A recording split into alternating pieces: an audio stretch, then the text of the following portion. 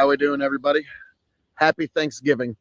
I thought this would be a perfect occasion to read Ralph Waldo Emerson's Father, We Thank Thee. This is his own Thanksgiving poem, if you will, a Thanksgiving prayer even. So without further ado, Father, We Thank Thee by Ralph Waldo Emerson. For flowers that bloom about our feet, Father, we thank Thee. For tender grass, so fresh, so sweet, Father, we thank Thee. For the song of the bird and hum of bee, for all things fair we hear or see, Father in heaven, we thank Thee. For blue of stream and blue of sky, Father, we thank Thee. For pleasant shade of branches high, Father, we thank Thee. For fragrant air and cooling breeze, for beauty of the blooming trees, Father in heaven, we thank Thee.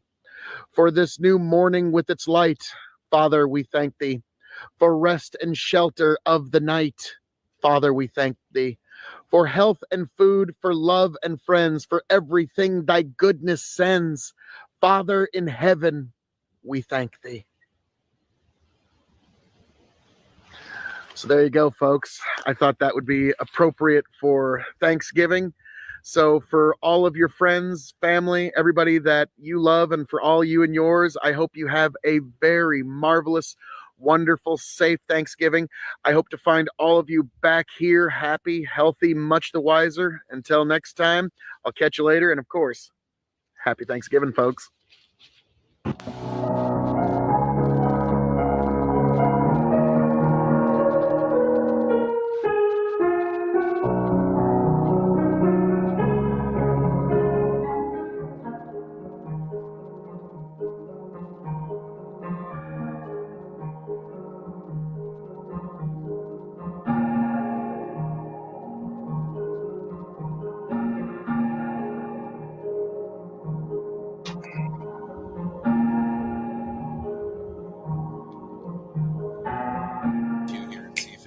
Smooths itself out. Get back. Tell you what I'll do. Yes. If I ever get back, I promise to refabricate you. Raging rivers of gold. That's what the brochure advertised. Beautiful. And now we're lost. We gotta take it down. Let you down slow. It's hard to survive. Nice. El Dorado. Oh, Lord. Well, let's see how that one went. Yeah. Welcome, one and all, to the KOE Nation for this special Thanksgiving evening broadcast. Now, let's make sure that you are getting every sweet, soft summer sound that is my voice. For this special thanks. Oh, there you go. For a second, you're getting two fills for the price of one. The greatest deal in the history of ever, really. So how are we all doing this beautiful, beautiful Thanksgiving? I am a blessed man. I am a happy man, and I hope all of you have made it back here. As I always say, happy, healthy, and much the wise. We got a lot we're going to get into tonight for Thanksgiving. Now, one thing I want to play for you tonight is something I recorded. It's George Washington's Thanksgiving Day Proclamation. So when anybody ever tries to tell you that America isn't a Christian country or it wasn't founded on Christian principles, I want you to reference this particular document. And this is George Washington's Thanksgiving Day Proclamation. It's a quick one, but it's educational, enlightening, if you will. You will gain illumination after hearing this. So without further ado, let's get right into the George Washington's Thanksgiving Day Proclamation here on Thanksgiving. Happy Thanksgiving, everyone. I thought it'd be appropriate to read to you George Washington's Thanksgiving Day Proclamation. So without further ado, here goes. By the President of the United States of America, a proclamation. Whereas it is the duty of all nations to acknowledge the province of Almighty God, to obey his will, to be grateful for his benefits and humbly to implore his protection and favor. And whereas both House of Congress have by their joint committee requested me to recommend to the people of the United States a day of public thanksgiving and prayer to be observed by acknowledging with graceful hearts the many signal favors of Almighty God, especially by affording them an opportunity peaceably to establish a form of government for their safety and happiness. Now, therefore, I do recommend and assign Thursday, the 26th day of November next to be devoted by the people of these states to the service of that great and glorious being who is the benefact author of all the good that was, that is, or that will be, that we may then all unite in rendering unto him our sincere and humble thanks for his kind care and protection of the people of this country previous to their becoming a nation, for the signal and manifold mercies and the favorable interpositions of his providence which we experienced in the course and conclusion of the last war, for the great degree of tranquility, union, and plenty which we have since enjoyed, for the peaceable and rational manner in which we have been enabled to establish constitutions of government for our safety and happiness, and particularly the nation one now lately instituted, for the civil and religious liberty with which we are blessed, and the means we have of acquiring the differing useful knowledge, and in general for all the great and various favors for which he hath been pleased to confer upon us.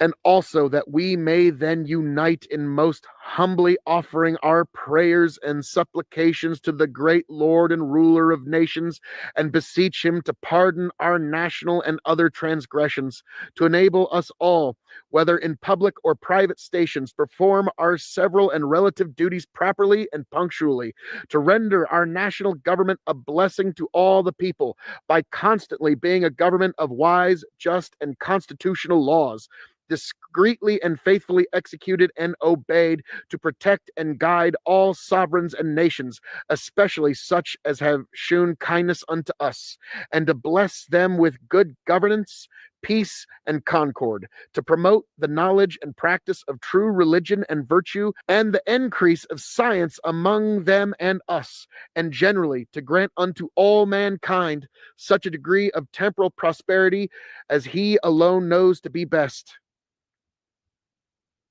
Given under my hand at the city of New York on the 3rd day of October in the year of our Lord 1789. General Washington. Happy Thanksgiving, everyone. And there you have George Washington's Thanksgiving Day proclamation. So how we doing, folks? This Thanksgiving, I got to be honest with you, I am an excessively blessed man. I have a newborn son, and he's perfect and beautiful. Okay, perfect in every way. I'm flabbergasted and gobsmacked. You know what I mean? Just like I don't even know what to say. I'm so grateful. So this Thanksgiving, I do truly have quite a bit to think about. My wife, my son, and my daughter are all healthy. Okay, that's thank you, Lord. Thank you, Lord. So yes, folks, in the comments, let me know what you're thankful for. Like this one's a special one. This is my firstborn son. My daughter, it was a completely different experience from this one. And this one, like that one was very sudden. This one, like I don't know how to describe the two differences without getting into too much detail, but like this one is a lot different. Like it with my daughter, like I've always told her, like, no first child could have ever brought me as much joy as you have. Okay, so that's, and I hope she knows that. You know what I mean? Like, because with any new sibling, there's always kind of this, where do I fit in now? And I always want her to know that she will always be right here. So, but yeah, folks, this year, and my wife, she's been she's been a trooper, and all in all, like, I've never seen somebody handle a birth so well, and she's still so judgmental of herself. Bam, gotcha. Little Skeeter's been bugging me for a couple of weeks, and I was thankful to get rid of him too. Now, on that subject, I was about to say, I was about to start a long rant about my personal life, and we're not going to get into that. Yeah, my wife's been amazing. Okay, my wife, my daughter, my son, they've all been spectacular. So we're going to get into something a little different here, folks. This was something that me and Chicken did many, many moons ago. This was, but it was still fun, and it's a Thanksgiving thing. We went over 10 unknown, little known, controversial Thanksgiving facts. So yeah, folks, we're going to get into this and many others. And if you got any questions, or again, let me know what you're thankful for. And we might get into some reviews here later tonight. We're just going to kind of have a fun stream and just do whatever it is we want to do. So without further ado, let's get into this top 10 Thanksgiving facts.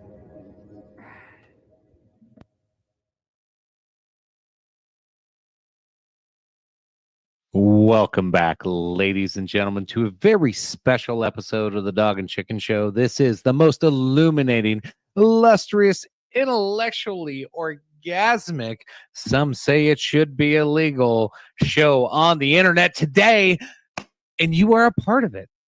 Thank you so much. Drop a like, share, subscribe, all that good shit.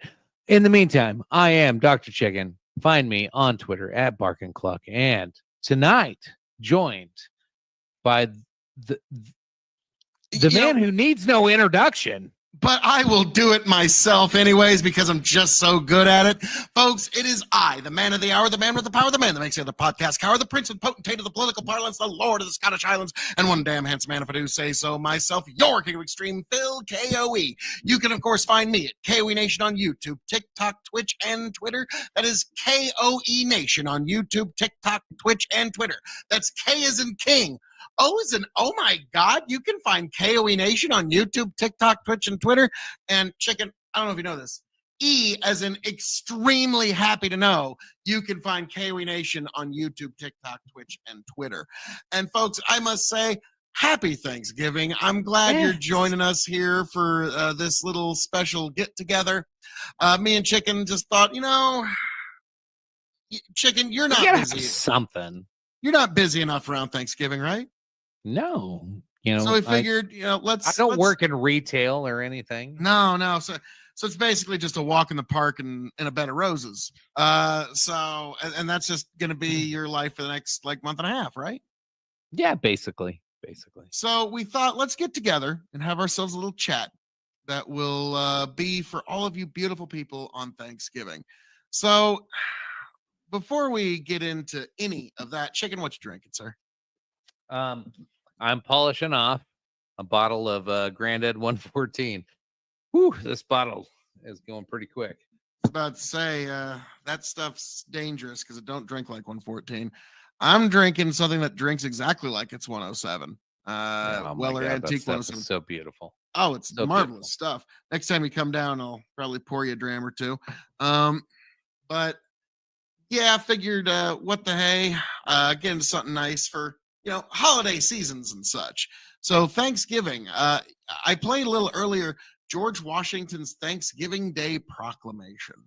Okay, and when people say that we're not a Christian nation, boy, that would have sure seemed to be something that would have surprised George Washington by the way he was talking. Yeah, there's so many arguments over of what Thanksgiving is and what it isn't between all kinds of different people, and trying to avoid the politics of the holiday, because one, we all have that asshole that brings up politics at Thanksgiving and starts the fight. So I don't know, in the spirit of Thanksgiving, in the spirit of just having fun, we're gonna just talk about some shit you might not have known about Thanksgiving. I don't know if it's going to be helpful in your arguments against your crazy fucking weirdo people that are at your table or not. But let's be frank, that there's going to be that one uncle of yours that has very strong opinions about the Jews. And then strangely enough, there's going to be that God, blue-haired lesbian cousin of yours that nowadays, strangely enough, also has very strong opinions on the Jews. So like, yeah, it's kind of weird how that's come around full Yeah. circle. So yeah, like Yeah, I recommend you unfortunately- avoid that altogether on Thanksgiving, actually. Yeah, so let's talk about views on cranberry sauce. Seriously, That like, is a good like chicken. I'm giving you credit. That's like a top 10 segue there. well, no, like seriously, like when you want to have these conversations and like arguments with family, one, you're probably all drinking. Two, the Jewish conflict issues with Palestine is just never a good topic. We all know No. that. I Don't implore you to don't. avoid that. don't. We You will probably never- caused a fight in somebody's house right now just bringing it up. Like, we know what I Yeah. think. We know what I think. And that's what Thanksgiving's all about. Now, actually, chicken, this is funny enough. I don't know. Did your kid grow up watching Teen Titans Go? He watched some, not much, but some. Okay. Yeah, I know what you're talking about. 5 years, it was my daughter's favorite show in the universe. And there was this brilliant episode where they did a Thanksgiving thing where, all right, now we ate all this turkey. We've all had this great meal. Now it's the most sacred Thanksgiving tradition, arguing about politics. And then boy immediately goes to Robin like, and you don't know that the fat cats are running everything in Washington, and we need to get them fat cats out of there, and we need to get some skinnier cats in there. And it's like just going on, and then like literally Raven just picks up 2 piles of mashed potatoes and goes, politics, and just starts throwing. It's like That's great. Perfect. Like that's just perfect. Like, so now whenever there's any kind of politics, I always think of Raven, politics, and just throwing shit out. Like, yep, that's all that is. And like, all you're gonna win is the satisfaction of thinking you're right, folks. Ease your family. Leave that at home. Or leave that at the door, okay? Like, that's just worldly stuff. Enjoy your family when you're with them, because yeah, the world's kind of fucked up. And it's always gonna be. So that's what I say. Like, that's all worldly sport. Leave that. And love your family like your politics, okay? Yeah. Yeah. That's my best advice there. But I'll never forget that particular episode of Teen Titans Go. Also, the end of the movie where Robin just runs up to the screen, grabs it, and goes, "Kids, ask your parents where babies come from." Roll credits. I'm like, really? You Really? You're gonna leave us with that? Like, great, thanks. That's actually pretty good. I like that. Yeah. Yeah, all the parents had to have an awkward conversation, but that is Speaking of awkward conversations, though, I'm a master I of think that. it's fair to say. I think it's fair to say most people are going to be put into some kind of awkward conversation over the next week.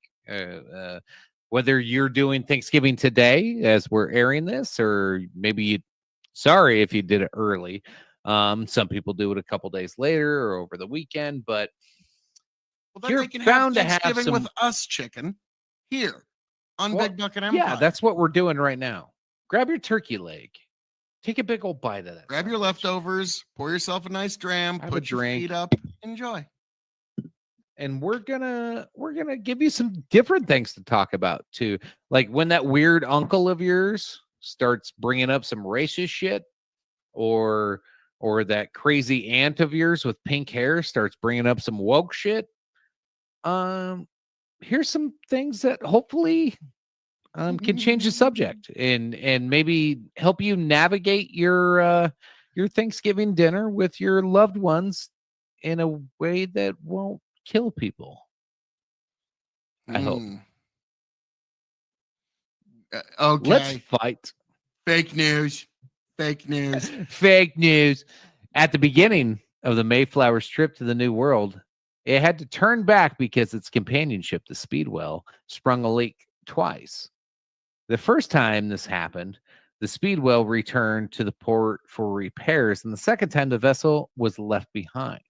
And all of the passengers boarded the Mayflower. While at sea, the Mayflower's crew actually had to make structural repairs to the ship to try to make up for its lagging timetable.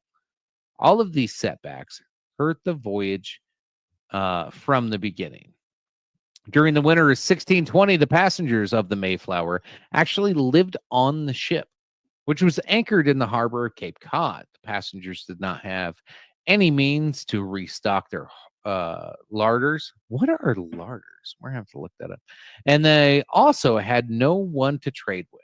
They ran out of many supplies, including sugar and butter. The colonists also did not have any cows with them, so they also couldn't make their own milk and butter. Because, oh, there's a secret to the next one. Because their dire situation, the colonists could not have any cranberry sauce.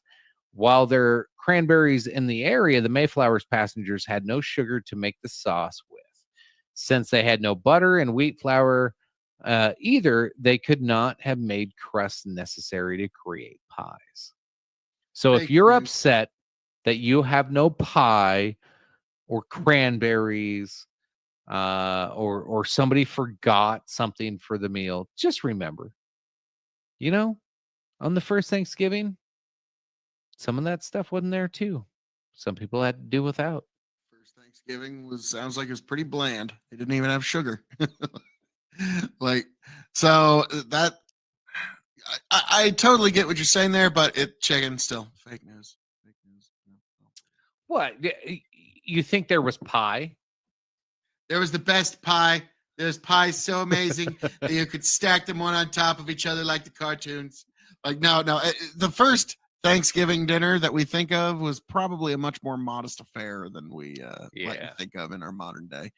But It was probably more tense than what they led us on to believe. Now, the thing that a lot of people aren't really aware of is the reason why Europeans were able to so easily just take out over the entire continent is shortly before the Pilgrims arrived, there was a massive plague that wiped out almost 98% of the human population in North America. It was the most significant human event in our continent's history. And so there was almost no one left. Like, I remember, maybe you were, I don't know if you got these lessons in elementary school about, well, okay, the first Pilgrim showed up, and I believe it was Squanto, showed them how to, put a fish in the ground as fertilizer for the corn, all that kind of stuff. The reason is because he was taken a decade earlier over to England to kind of show the queen, like, hey, queen, look, this is what your new subjects look like. And he learned English along the way, which is why he could communicate with the Pilgrims. And when he got back, everybody that he knew was already died from the plague. So he's like, oh, well, this is what we did with the... So it was really a very depressed man, just kind of recounting what his people used to do before the plague killed them all. There was actually even fully cultivated fields out in Ohio that farmers were just like, there's a little bit of weed overgrowth here, but these are cultivated fields. Like, what the fuck? And so, yeah, there was quite a civilization here that we have no records of. Yep. Let's pull back up for our next one. I don't even know how to segue into this next one. The Pilgrims lived in the Netherlands for a decade. Here's another topic you can bring up for a side conversation. While the Pilgrims did travel from England to Plymouth, they did not do so directly. They actually left England 11 years prior to their arrival in North America and lived in Holland, the Netherlands, for most of the intervening time. They stayed in Amsterdam for a brief period, then moved to the city of Leiden. During these 11 years, the Pilgrim elders believed that they would lose control over their children, who feared would eventually start to follow the customs of the Dutch. Because of this fear, they eventually sought to resettle in the New World in a more remote location farther away from the Spanish. Thus came about the group's agreement with the Virginia Company of London, Thomas Welton, and the Merchant Adventurers to relocate to the New World just north of Jamestown. Because of weather and navigation, the group actually landed northeast of their intended destination. The association between Thanksgiving and football date back to 1876. I did not know this either. No one expects the Spanish Inquisition. But yeah, like it's very strange. The Pilgrims were sort of descendants of the Puritans in England, who were kind of like a very strict sect of the Anglican Church. The Anglican Church is the break-off church of England. And so the Pilgrims, when they came here, they like the Puritans were like out there, man. Like they like Yeah. don't get me wrong, there are some things that are admirable about them. We actually get in God we trust on our money from from the all of- Pilgrims. Yeah. yeah, well, no, before that, Oliver Cromwell in his revolution, and I believe like 1619, I could be off on the year, but it's the 1600s. He actually rebelled against King George. Or I mean, not King George, Jesus, King Charles, and he actually had him executed. So this man actually killed a king, and he became Lord Protectorate of England, and his war banner was "In God We Trust." And so that's why it's on our money, because it's our, fuck you, king. Like, and so that is who moved here, was people who used to be the Puritans. And so The fuck you, King people. yeah, fuck you, king. That's why America has a very Protestant like work ethic streak, is because our founding was from the Puritans. And so it's a fascinating thing when you start studying their history at all. They banned Christmas because it wasn't in the Bible. Yeah, that's weird. Yeah. It's a little much. It's a little much. Let's see. I was like, well, yeah, they hadn't been doing that stuff yet. Like they had to wait. They had to wait until the first one. Football has been played on Thanksgiving since 1876. Since 1876, football has been played on Thanksgiving. Yale and Princeton, who have played each other annually since 1873, faced off for their first holiday game on Thanksgiving Day in 1870. Wait, hold on. Does that make sense? Yale and Princeton, who have played each other okay, so they played each other annually since 73, but then this is the first time they decide, hey, let's do it on Thanksgiving. That makes sense. So 1876, they started doing it on Thanksgiving. They've been doing so ever since. And the current leader of this matchup is Yale with 78 wins, 54 losses, and 10-tie record. When the National Football League was announced in 1920, there were 6 games played on Thanksgiving. Holy shit, this is old. Canton Bulldogs versus Akron Pros. Decatur Stallies versus the Chicago Tigers, Detroit Heralds versus the Dayton Triangles, Columbus Panhandles versus the El Raya Athletics, Hammond Pros versus Chicago Boosters, and Altonawanda Lumberjacks. Yep. Against the Rochester Rockets. These are some intimidating teams, dude. I know. I'm fucking I don't want terrified. to fuck with the Lumberjacks, man.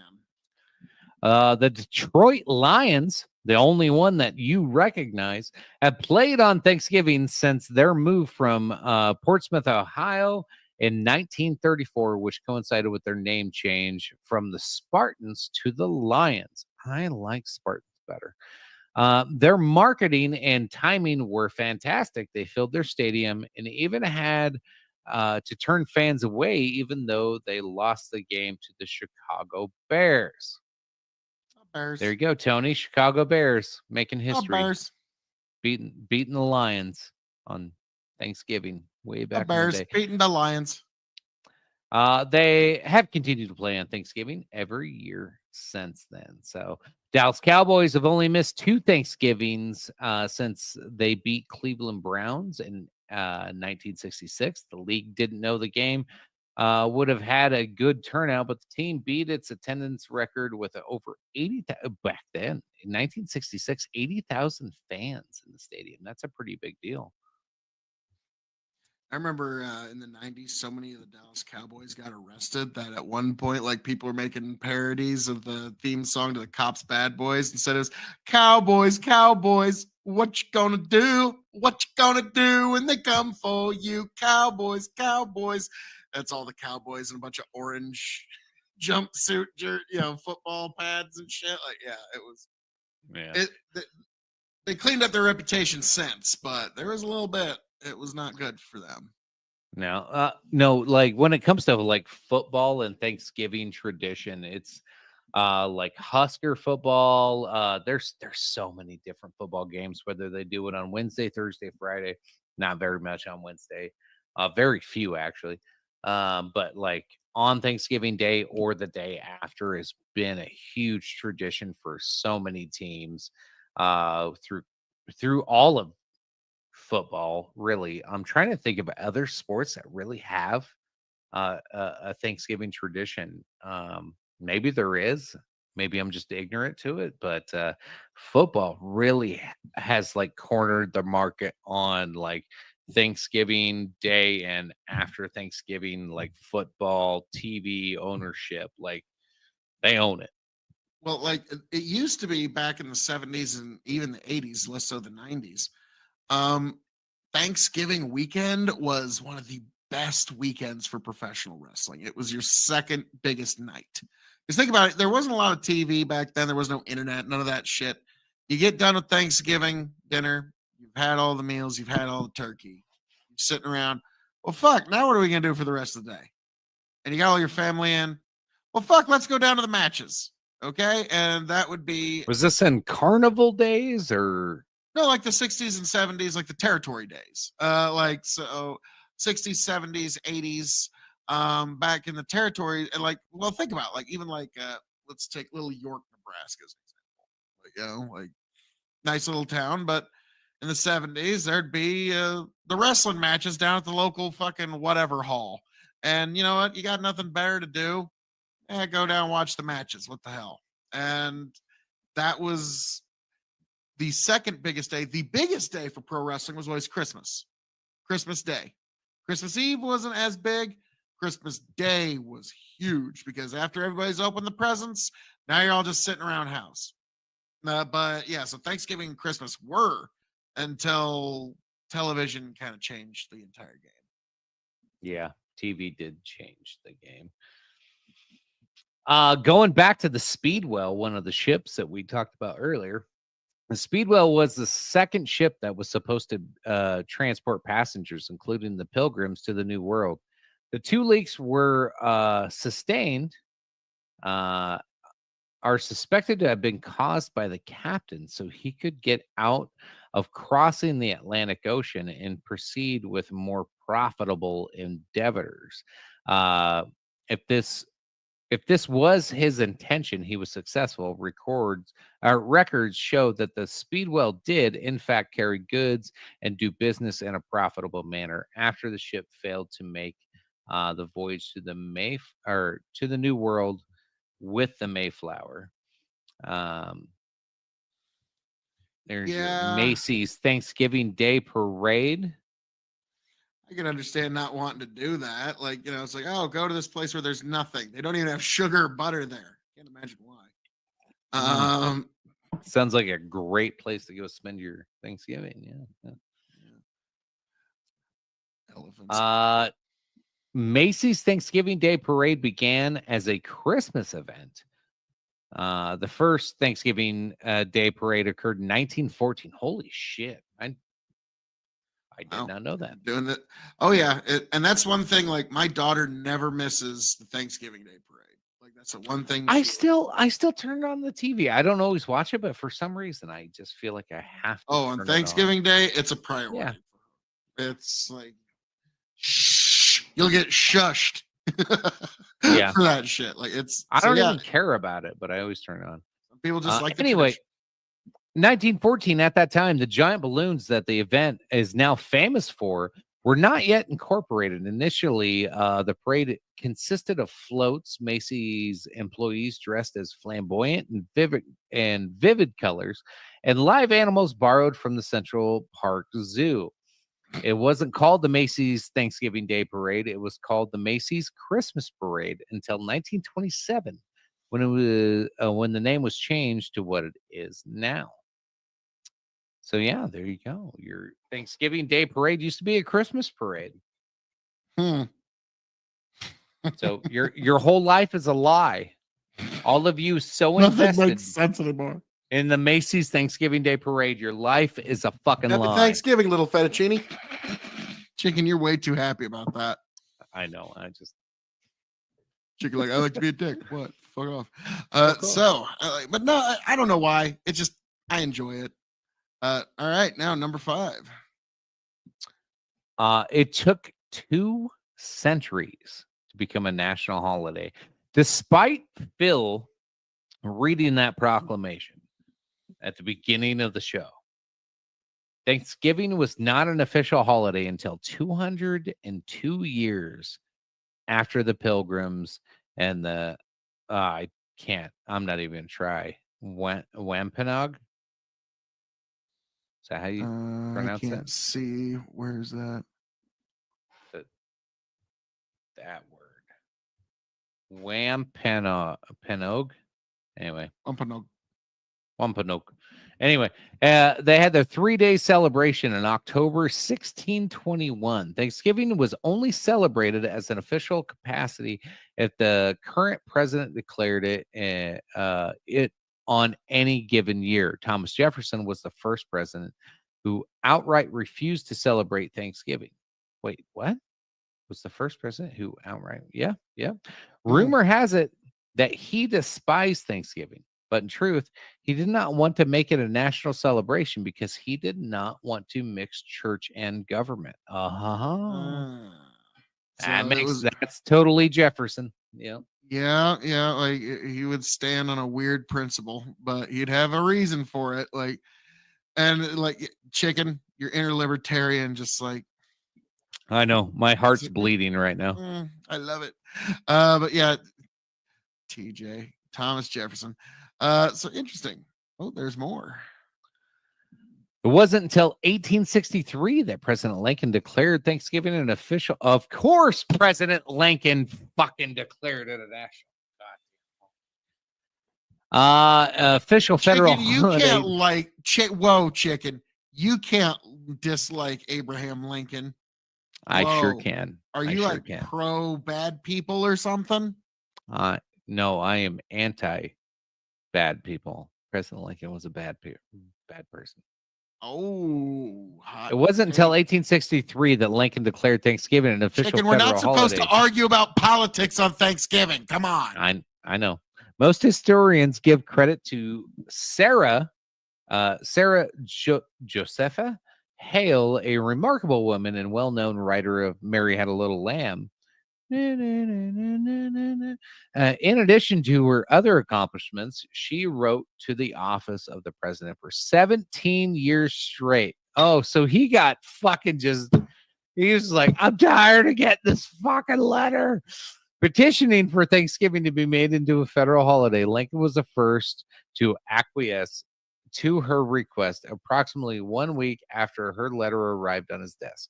Thanksgiving was made a reoccurring national holiday. So not only was President Lincoln such a fucking bad president, he couldn't even say fuck off to a letter. Oh my God. I was about to say, so you're telling me that we literally got trolled into Thanksgiving? Yeah. By the lady who wrote Mary Had a Little Lamb. That is interesting. Which is fun because like when I have scam callers that call me, I dial 654-566-555-666-655-654, which is Mary Had a Little Lamb on your phone whenever somebody calls you. You can play Mary Had a Little Lamb. So I troll scammers with Mary Had a Little Lamb, and the person who wrote Mary Had a Little Lamb scammed the president. This is ironic. God damn. But yes, I mean, the guy gave her some credit. 17 years of sending fucking letters, though, man. Like, that's, dude, like, nobody's got that kind of patience no more. Nobody's got that kind of effort. Like, whoa. Nice. This I did not know. Well, hey there, Grow the Farm Up. I hope you are having yourself a marvelous Thanksgiving yourself. Lincoln was a total Thanksgiving. Wow. Hope you're having a marvelous Thanksgiving. I'm having a blessed one myself. The boys upstairs sleeping. The wife's watching her show, and I was like, "Well, is it all right if I go do a little streaming?" And everything's a-okay. And so I'm here with all you beautiful people on this glorious Thanksgiving. But let's get right. TV dinner was created because of Thanksgiving. No, I don't believe you. I don't believe it. The TV dinner was created because of Thanksgiving. 1 year. I do know this story. Yeah, I've heard this one. This has ties to Omaha, I believe. We'll get there. 1 year, Swanson, a prominent meat company, had too much turkey left over from Thanksgiving. 260. Grow the Farm Up says we're having a very misogynistic holiday. So, like, I'm assuming just whenever you were carving the turkey, just the minute you were carving, like, patriarchy, or like, yeah, men uphold rights in society. Men are responsible for defending rights in society. Like, you were, I'm guessing it's pretty close to that. Am I correct? Grow the Farm Up, or was it a little more subtle than that? I know you. Subtlety is not generally your strong suit in this regard, but I'm curious. Tons to be accurate.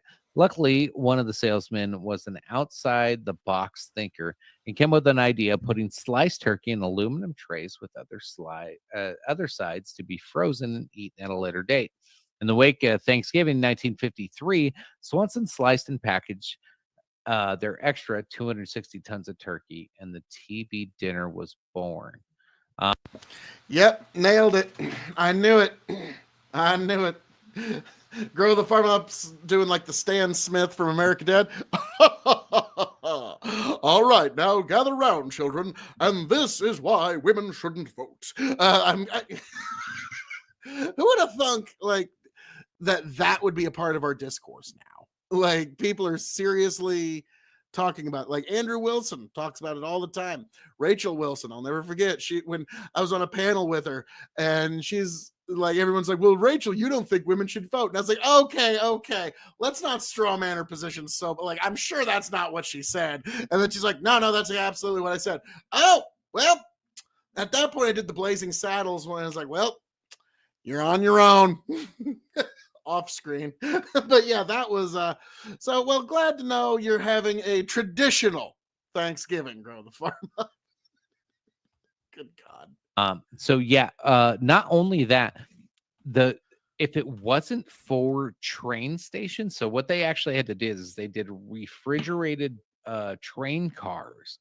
They were putting them on dry ice and transporting them across the country. Swanson was, because nobody was buying turkeys, and he bought all these fucking frozen turkeys, and so they were running on trains, and he was losing. Swanson as a company almost went bankrupt because they didn't know what to do with all these fucking turkeys.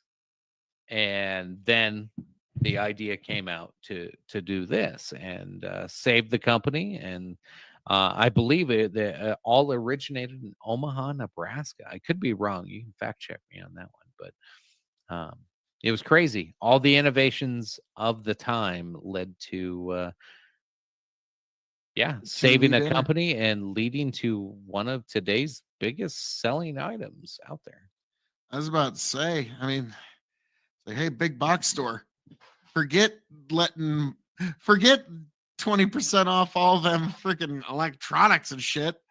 Take 20% off them groceries, yo. Oh man, that'll be yeah, that's in terms of the most purchased items. Like, man, like, I think if any of the big box stores were to do that, I think the frozen section would just be empty. I don't think there'd be a thing left. I think because people love frozen stuff. It's easy. It's super, like chicken. You're in the freezer right now as we're speaking. Yeah, I just broke my whiskey glass. I just balls. had to grab a new one and pour some new ice and balls. Well, it's a happy Thanksgiving, ain't it, chicken? Yes, because I have another glass and another drink, and I'm very thankful for Now, everything Chicken, I have to continue this show. you're probably well aware of this, but I'm when I thankful that my thumb didn't get cut because like there was Yeah? glass wedged in it and it didn't bleed. So Wow, well done. Well, Yes. well, Chicken, speaking of frozen TV dinners, I saw the other day and I couldn't believe it. A Gordon Ramsay frozen TV dinner. I'm like, oh man, you how can't much? believe that. Come on. Well, no, like, I figured he was gonna be the last holdout. I figured, like, man, how much money did they offer you? It's like, you want me to do what? That's insane. That's absurd. That pays how much? Okay. Like, yeah, that's exactly how that went. All right.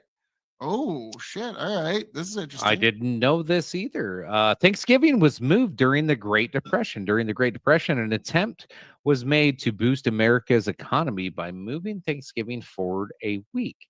FDR thought that by moving Thanksgiving from the last Thursday of November to the second to last Thursday of November, the Christmas shopping season would be extended and higher sales would stimulate the country's failing economy, which he was not wrong because I'll continue reading. What actually happened is that almost every state still held Thanksgiving on the last Thursday of November. 3 states, Colorado, Mississippi, and Texas, actually had 2 Thanksgivings. The public did not like this change and termed the earlier celebration Franksgiving. 2 years later, Congress changed the date back to the final Thursday in November. The days between Thanksgiving and Christmas in the retail world are heavily studied and very data oriented these days. We know every single unit, dollar coming in, going out, and heavily studied. Every year we plan our budgets around how many extra days or less days we have and how much freight we need to pile on and how many sales we need to get. And it drives prices. It drives so much. The days between Thanksgiving and Christmas every year are either a panic or a blessing in the retail world and your entire global economy. And most of you do not know how important that is. Yeah, it's a little scary that like there's a reason they call it Black Friday, and it's because it's the one day that all the stores finally go into the black, at least in theory, because they're in the red the rest of the fucking year. In the past, yeah, that's what it was. Most of them are in the Well, that's how it black got for its the name. year now. anyways. Yeah. Back in the day, that was the day they made their money. But now it's funny because it's come full circle. It's a day when stores lose the most money in sales because nothing's profitable on that day. But they created it. It's a way to pad your sales, and make no money. But you make all your money on everything else that you buy. So, like, you go buy that. Here you go. Here's some knowledge for you when it comes to retail. You go buy that 75-inch TV for $400. You're like, fuck, I got a hell of a deal. You did. That is a pretty goddamn good deal. The store probably lost 10% of profit on that. But you're going to buy the HDMI cable. You probably buy a TV stand because that's a fucking massive TV. You're gonna buy the wall cabling like hiders. You're probably gonna buy some different decor because your wife's mad that this massive TV's in the way, so she's gonna want some stuff. But like that HDMI cable is like an 80% markup. That TV stand's like a 70% markup. All that other shit you bought is where they make their money back. So interesting. But you got a good deal on that TV. A good deal on that TV you had. Yes. So that's a little funny. It's like, yeah, but this is Walmart. You don't walk out with just the thing. You walk out with a lot of things. Yeah, which is why I'm surprised you're trying to get rid of the in people interaction in Uh, stores these days that they're trying. I ain't trying to get rid of anything. Well, I'm saying they, you know, They. they. Yeah, well, yeah, it's a proper pronoun. You should use they. God. Uh, All right. Jingle Bells was originally a Thanksgiving song. I did not know this. The original Jingle Bell song, written by James Pierpoint in 1857, was actually titled One Horse Open Sleigh. I did know that. This soon to be hit was so popular that it was played and sung well into the Christmas season, despite being intended for Thanksgiving. The song quickly became a popular Christmas staple during the holiday seasons that followed. Hello. And 2 years later, in 1859, the Hope you're title having was a happy changed to Thanksgiving. Jingle Bells. Great marketing. Good job.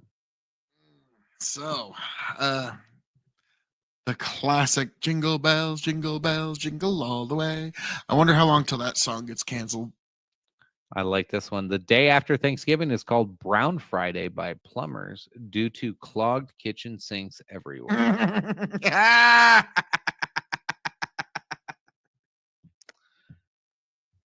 Black Friday is the busiest day of the year for plumbers. Many of us know that Wednesday before Christmas is the busiest night of the year for bars. People drink more this night than on New Year's or any other holiday. What most of us don't know is that Black Friday, the day after Thanksgiving, is the busiest day of the year for plumbers. The increase in calls is so great on the day after Thanksgiving that the industry has dubbed it Brown Friday. The good news is that it's not called that for a reason you're thinking of. The increase in calls is mainly due to clogged sinks and garbage disposals, resulting in a post-Thanksgiving cleanup. Roto-Rooter states that there is, on average, a 50% increase in calls to plumbers on Brown Friday.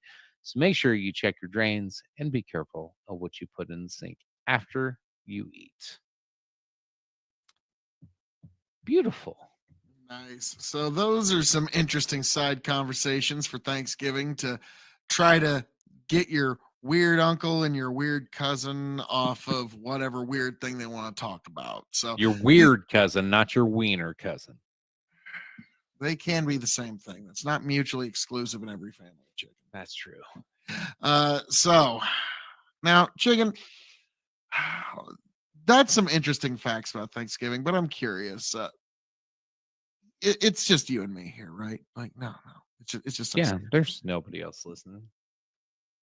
So, what does Thanksgiving really mean for you, sir? So I grew up in a pretty large family. There was a lot of us kids. Um, and Thanksgiving growing up was always a big deal. We were very family oriented. We were raised to take care of each other and always be around each other. And it was always a great time growing up. So I always have like a warm feeling in my heart for like Thanksgiving. I feel like that is it. Now we've all grown up. We all got our own families. We all like, so we don't do, the all the brothers and sisters get together like we did way back in the day. So it stays close to my heart. Now the work I do, being in retail, makes it very tough. So to where some people are very rigid on Thanksgiving and how that's got to be performed. I've had to loosen those quite a bit to accommodate, my career. But I always do Thanksgiving if I can't do it Thanksgiving Day, we always do the week after. And whoever wants to come, whoever's around, cool. And we always try to make a big deal of it and try to show importance to it. And in our house, like with our kid, we're not a super traditional religious family by any means, but there's very few days when we sit at the table and pray. We'll get into that here in a second, but Walrads, I am grateful for Tom Homan. Hartman.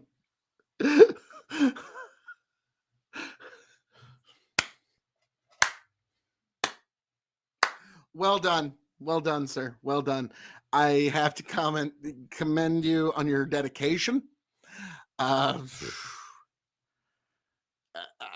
mean, like I've been posting this on Twitter today. It's got like, oh Lord, please give me the Trump that these delusional lefties think he is. Because yeah, like if you listen to some of their complaints, he's pretty based. But like, no, it's he's going to be a fairly moderate Republican president. Okay. In his domestic policy. Now, what he's going to do to the deep state, that's going to be fun to watch. Okay. The first 2 days are going to be wild.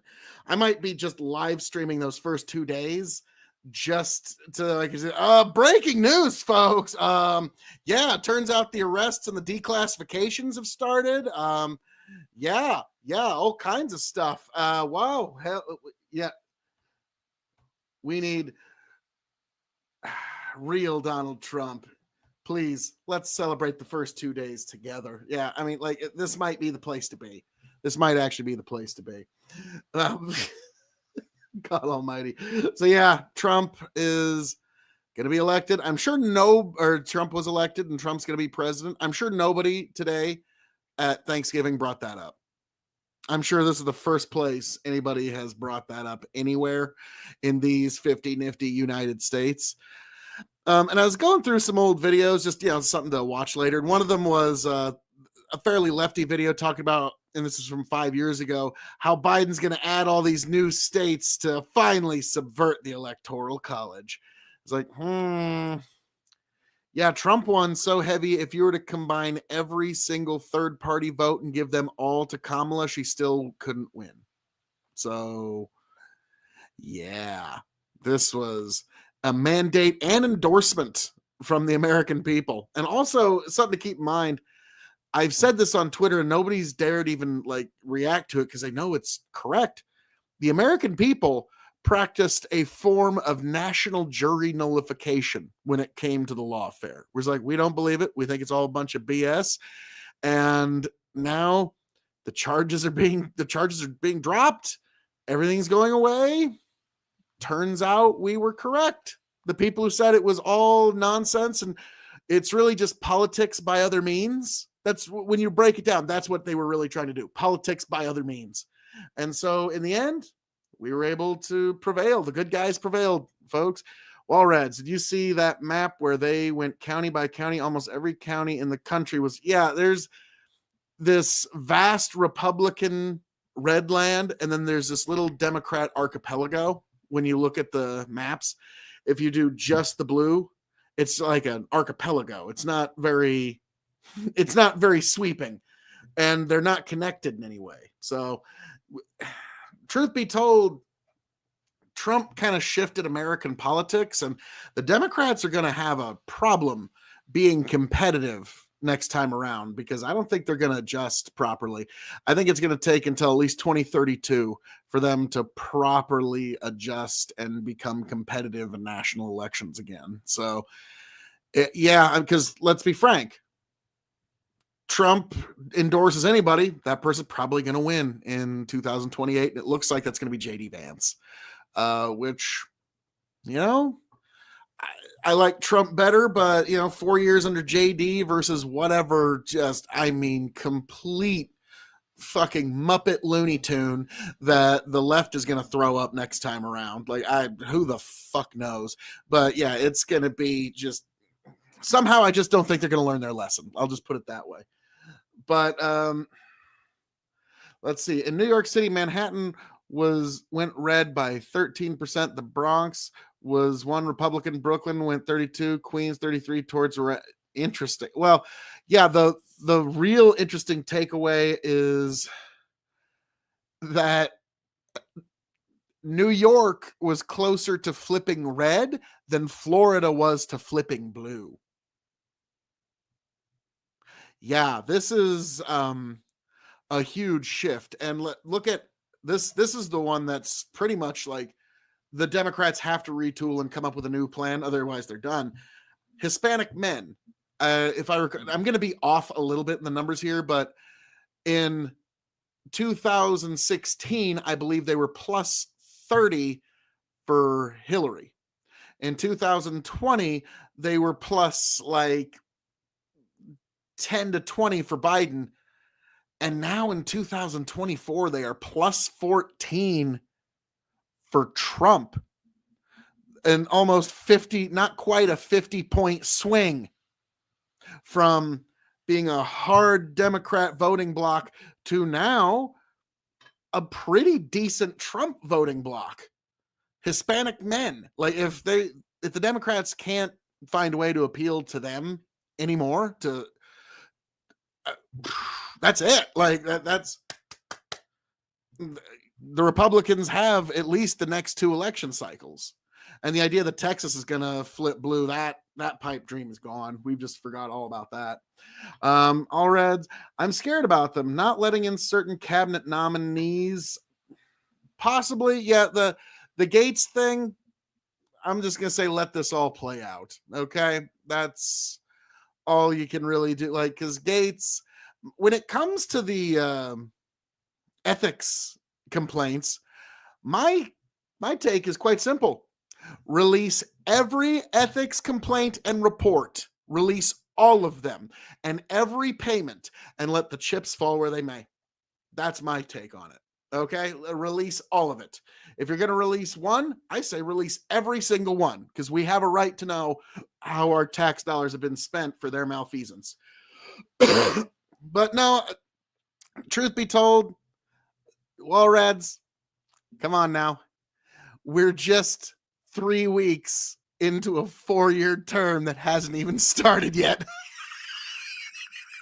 It's a good time. Like, truth be told, like Hassan Abbey, I was watching a Cope video of his because I couldn't help myself. You know, come on now.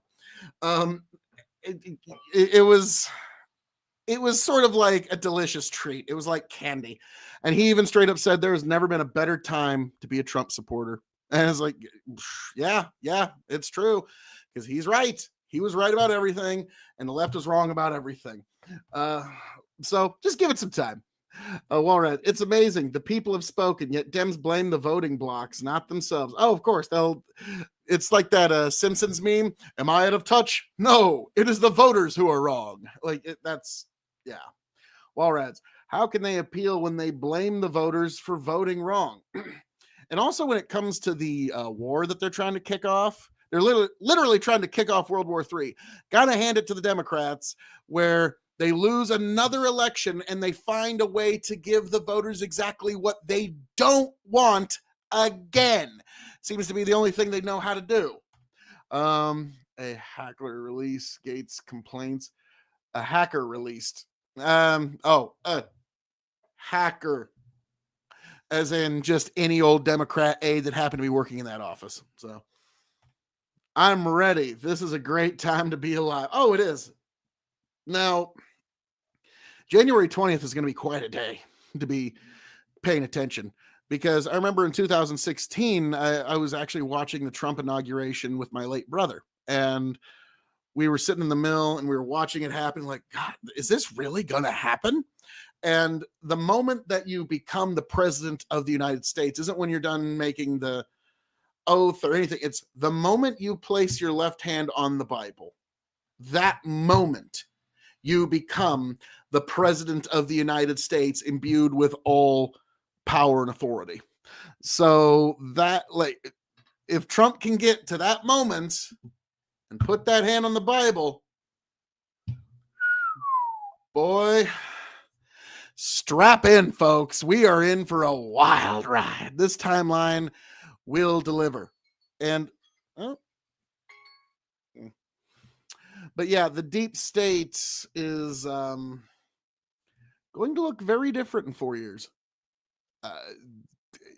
The idea that we have a deep state or need one, even that idea will be challenged very, very soon. And I think for the better, because when I had some people on my show, and smart people too, like iCal Rich, great example of a guy who, and he gave the best possible case for the deep state, and it was 100% bullshit. Okay, it was basically just a, well, come on. I mean, his argument was basically that the government needs to have some extra safeguards to subvert democracy and subvert the will of the people. That was essentially the argument. And I was like, well, we have safeguards where the old administration can hold over. That's called the Supreme Court. That's the judiciary. This is a bunch of unelected people that think they can impose themselves on our lives. No, fuck them. And turns out the people who said fuck the deep state were right. Let's see. Walrat. Biden was so evil, allowing long-range missiles to be shot in Ukraine. Moreover, Zelensky, he is dragging us into war. Yes. While a deep state fears Trump, you can tell the success of the nominee by reaction. No, I know that's not a good argument, but you kind of have to talk their language. Okay. Otherwise, they're just not going to get it. Okay. Dude, how great is Tom Almond? This is going to be interesting. But like, I want to touch on this.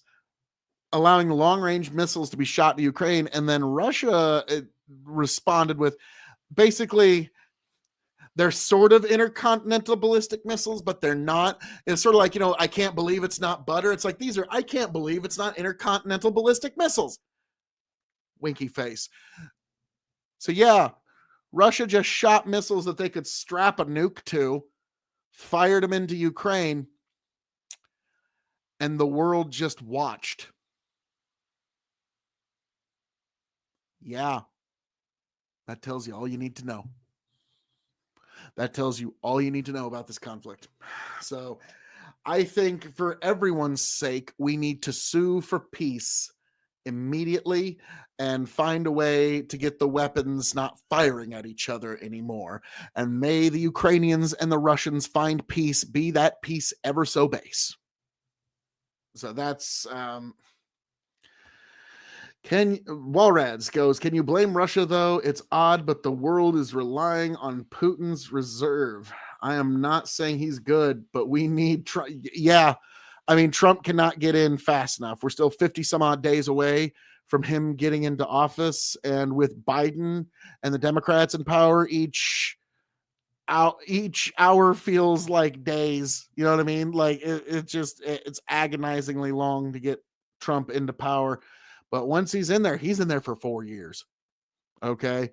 And so what are you going to do? Impeach him? Like, yeah, it doesn't matter. Like people are like, well, he can't cut off funding to Ukraine. Fuck, he can't. What are you going to do? Impeach him? Okay. All right. We've already shown that he can defeat that. No problem. So yeah, this is going to be quite a ride for the next 2 years are going to be the really important ones. I suspect Clarence Thomas and Alito are going to retire in the next 2 years. Probably Alito first, then Thomas second, I'm guessing, because Alito wants out bad. Thomas wants out almost as bad. And then that pretty much cinches up the Supreme Court for a generation, and Trump will have nominated a simple majority of Supreme Court justices, assuming everybody else stays on the court. Walrads goes, Roger Stone warned Trump to be careful in his airplane. He says that's a vulnerability. Oh yeah. Yep. Unfortunately, he's correct. Let's see. Walrads also think Alex Jones deserves credit. He really led this information war. Man, Alex Jones has been having a week. He almost lost InfoWars and then didn't. But yeah, good point about the justices. Yeah, Trump is going to reshape our Supreme Court. Now here's what's really funny. Years ago, this was right after Ruth Bader Ginsburg died. I was on an after show with Tom Foolery and Hans of Harkir, along with Tony and Chicken and, the boys. And I said, all right, here's the thing. Trump is so beloved in this party. If he loses in 2020, the party's going to nominate him again, and he's probably going to win. So you can either take your Trump now or you can take your Trump later. Take your pick. And turns out I was right. Now, in terms of the Supreme Court, this is the best possible outcome. Okay, because now we know for sure the Supreme Court is going to be secure. Okay, because we've got the Senate, one or two senators can't block it. So Alito's gonna retire, and Thomas is basically gonna watch the process to see if he can get out cleanly. That's how I see it, dude. Taking our Trump later was so much better. We have like Trump straight up, no sugar. This is barrel strength Trump. This is not watered down to 40% ABV. You are correct. Oh, Lord Almighty. So yes, we have the Donald. He is returning. And like, I remember I was watching some guy, Sargon. There we go. Sargon video. I check in on him once in a while. And he was calling this the return of the king. Because like, think about like the old Robin Hood tale. Prince John was this unworthy and not really competent leader. And like, think of the Disney animation. Like Joe Biden was so much that cowardly lion king in that movie. I am the king. And my daughter says I do that pretty good. But yeah, that was how I always viewed Joe Biden. Like the crown was too big for his head and it kept falling on him. And he was just kind of a silly and absurd figure. And then we've got Trump that's going to be returning here soon, the return of the king, if you will. And it does just kind of feel like things are falling back into its proper place. Trump is going to find a way to bring peace in Europe and in Eastern Europe. Probably gonna help our relations in the Korean Peninsula some more. So, and yet, like Biden's trying to take credit for the Israeli peace talks as if Trump had nothing to do with that. Yeah, they realize, all right, better make some peace here quick, because when Trump comes in, he's gonna be like, yes, Israel, what we're gonna do is for 2 weeks, the world's just gonna do this. And then we're just doing this for 2 weeks. Oh, what's oh, look, there's some sports we should talk about. Yes. Oh, you got that all figured out, Israel. No, tremendous, the best. Like that's gonna be what the Hezbollah's and Hamas are expecting. So yeah, they needed to make some peace quick. Liberals are mad at Trump not because he's divisive, but because he actually unifies. True. Yep. For 2 weeks. Yep. Not just. I've always thought like that's going to be somebody's foreign policy. Eventually, it's like their foreign policy is Israel for 2 weeks. We're just going to do this. You hear that? Nope, I don't hear nothing. Nope, don't hear a thing. Yeah, that's a potential. So they knew they had to make some kind of peace because they knew Trump was going to just do that. All right, now Israel, I'm going to turn around here and I'm going to be working on Ukraine for a week, and I'm not going to turn around. And while I'm turned around, you don't be too naughty now. You hear me? Yeah, that's going to be pretty close, okay? Because the reality is like, it's not really our place to be the policeman of the world. I mean, is that the role that we're going to be in this world? Like it or not, there's no way to really police the world. Every area's got its own conflicts that need to work themselves out. And basically, we just need to make sure that nukes aren't getting thrown around. So maybe we should make peace with the other country on the other side of the world that has most of the fucking nukes, other than us. So I know. Let's see. Do you believe our soul consciousness has been raised since he won? That's a tough question. I do believe like there is sort of like this general lifting of weight. Like this nation was praying hard for this result and we got it. So yeah, there does feel like in the spiritual warfare, this was a great victory against evil, if that makes sense. Like the battle's not won, but boy, this was a big, like the war isn't won, but this was a big battle, if that makes sense. It feels good good has returned to the world in a way. Now we're not there yet. Okay. We haven't it's not won yet, but we won a big battle. It does. It feels like a weight has been lifted off. Even the people that are not happy about this, have you noticed that they just completely shifted from their hysterics to well, okay, he's going to be president now. And they dropped the charges. Joe Scarborough's going to Mar-a-Lago to bend the knee and kiss the ring. It's like they realized, yeah, that was all just kayfabe, just nonsense, just, pro wrestling, if you will. And that's past now. And it's just so fascinating to watch that, wow, all of that was contrived. It was all contrived. I knew it was. And now we're right. Well, Reds, even in New York City, they weren't so angry. Even they were okay. New York's kind of a different animal in that regard because Trump is a New Yorker. Even if you're one of those New Yorkers that doesn't like Trump, he's still a New Yorker. So there's still got to be some measure of it being okay with even some folks who don't like him. Walreds, I need to help vote out Alvin Bragg in New York. Yes, you do. Now, really, I think just keep your eye on what's going on January 20th and 21st. He might want to get on him and John Brennan and a handful of others might need to hop on a plane to somewhere in the Caribbean that doesn't have extradition. Okay. That might be something they should consider. Okay. Rad, some of them believe he was like Hitler. Oh, and in terms of that hopping on the plane, not to be construed as actual legal advice. Rads, how badass was that Trump UFC entrance after he won with Tulsi and RFK and Bongino and Elon? Don't trust Mike Johnson. Well, no, he's a Congress critter. What? That means that you're smart. Of course. You think he's not gonna wheel and deal and try and get leverage? That's all Washington D.C. is. It's just a giant leverage game. Ben goes, hard to fix a broken system with a broken system.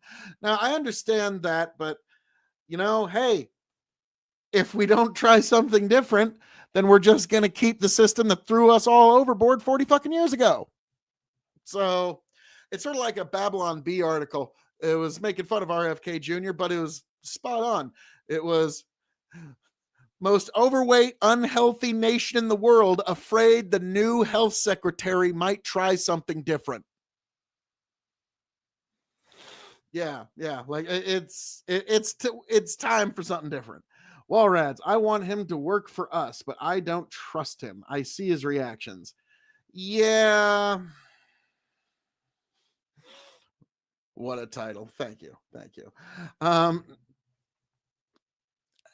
Yeah, when it comes to any of the speakers of the House, Mike Johnson is an improvement from McCarthy. I mean, don't get me wrong. We needed to get that guy the fuck out of there. But he's only it's an improvement from a mud hut to a stone hut. You're not in a palatial mansion. Okay. That's the upgrade. Okay. It's only from here to here. It's not here. Okay. It's not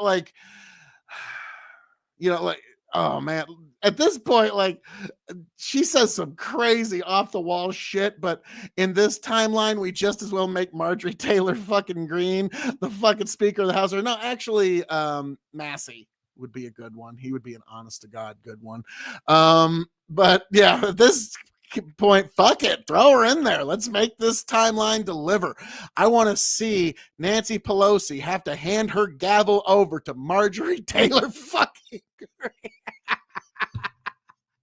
Oh, this is great. Grow the farm up. Everything is Star Wars. A New Hope 2015. Empire Strikes Back 2020. Return of the Jedi 2024. Yep. Everything is Star Wars. Walrads, McCarthy took shots at Gates for Fox still the past week, trying to get him investigated. Screw that guy. Yeah, no, McCarthy's just salty. He's just salty. His goal in life was to be Speaker of the House, and it was taken from him. Okay, that was literally his goal in life. He never even wanted to be president of the United States. He wanted to be Speaker of the House. And now here we are. Not too bad. Yeah, but it should be probably Thomas Massey. Like, honestly, and that would be my pick. Okay. Second system is our greatest chance to try something new. Second system, like I've heard people want to talk about, we need an alternative system. It's like, it's kind of like trying to set up a minor league football league or something like that. It's just going to get eaten up by inertia from the other bigger league. Like I get it, but that one, unfortunately, our system is what it is. And the idealist view of we need to change the world versus the utilitarian realist view of we need to work within the systems that we have currently.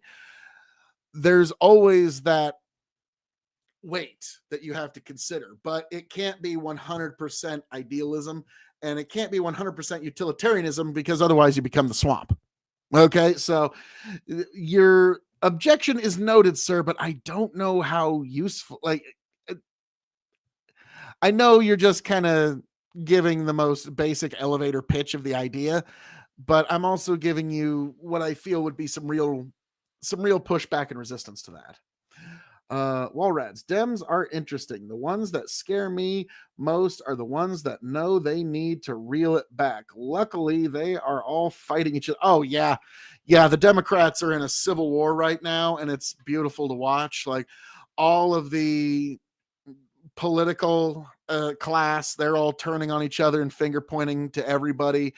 The Page shills, you got Cenk Uygur, Destiny, Vosh, all attacking each other, Hassan Abbey, all attacking each other and all blaming each other more or less for this loss. And it's beautiful to watch. Like, Destiny was just starting to get some momentum to the point where, fuck, that guy probably could have, like, in a different timeline, he probably could have been elected to some higher office, like Senator Destiny we'd have to deal with for the rest of our fucking lives. But in the aftermath of the Trump assassination attempt and Destiny's just unhinged comments where he's celebrating the death of Trump supporters just because they're going to vote for Trump, that pretty much ended it. Like, he's just going to kind of spiral out. And like, most people try to take pot shots at his personal life. And I try not to go that route, but you kind of have to examine the fact that he's very public with his private life, and a lot of men do, and it's not a fair shot because, like, I would understand this, but a lot of men, when they go through a divorce, they have a very deep identity crisis. And I think Destiny just figured out the only way that you can get attention online anymore is to say wild, off the cuff shit that just people like, did he really even say that? It's like, it's why Andrew Wilson's talking about repealing the 19th Amendment. It's not, who knows if he actually advocates for it or not, or actually truly believes it, but he knows saying that wild shit gets people's attention. And so Destiny kind of did the same equivalent there. Ben, the idea of the second system is a plan B. No worries. I understand where you're coming from. Walrads, with their attention on each other, we can get great things done. Oh, you are correct. Ben, how's the baby? Sleeping upstairs, actually. When I get this video going again, I'm going to run upstairs and check on him and the baby's mother, my wife, and see how they're doing. And, but yeah, beautiful baby. I'm truly a blessed man. Healthy, beautiful baby boy. Getting up about every 2-3 hours, wanting fed. Last night I was up with him for a good chunk because his mother had been putting in some hard time with the baby. And so I just let her get 7 hours of continuous sleep, which was necessary. Trust me. Walrads, can you believe Kamala's running again? No, she's not. After losing $20 million on her campaign, $2 million to Oprah, her live stream last night was her saying not to lose her power. Yeah, she's not going to run again. No. The best thing they could have done for that campaign actually would have been Biden stepping down, someone like Josh Shapiro taking the lead and Kamala Harris staying on as vice president for the appearance of a continuity of power, a continuity of government. Even if you hate the left, you know that's a pretty damn good idea. It could have been anybody. Pick any Democrat from anywhere, but Shapiro probably would have been the best because he's from Pennsylvania. So put him in as number one. And that's the reason why he didn't take the VP, because he said that's what you need to do.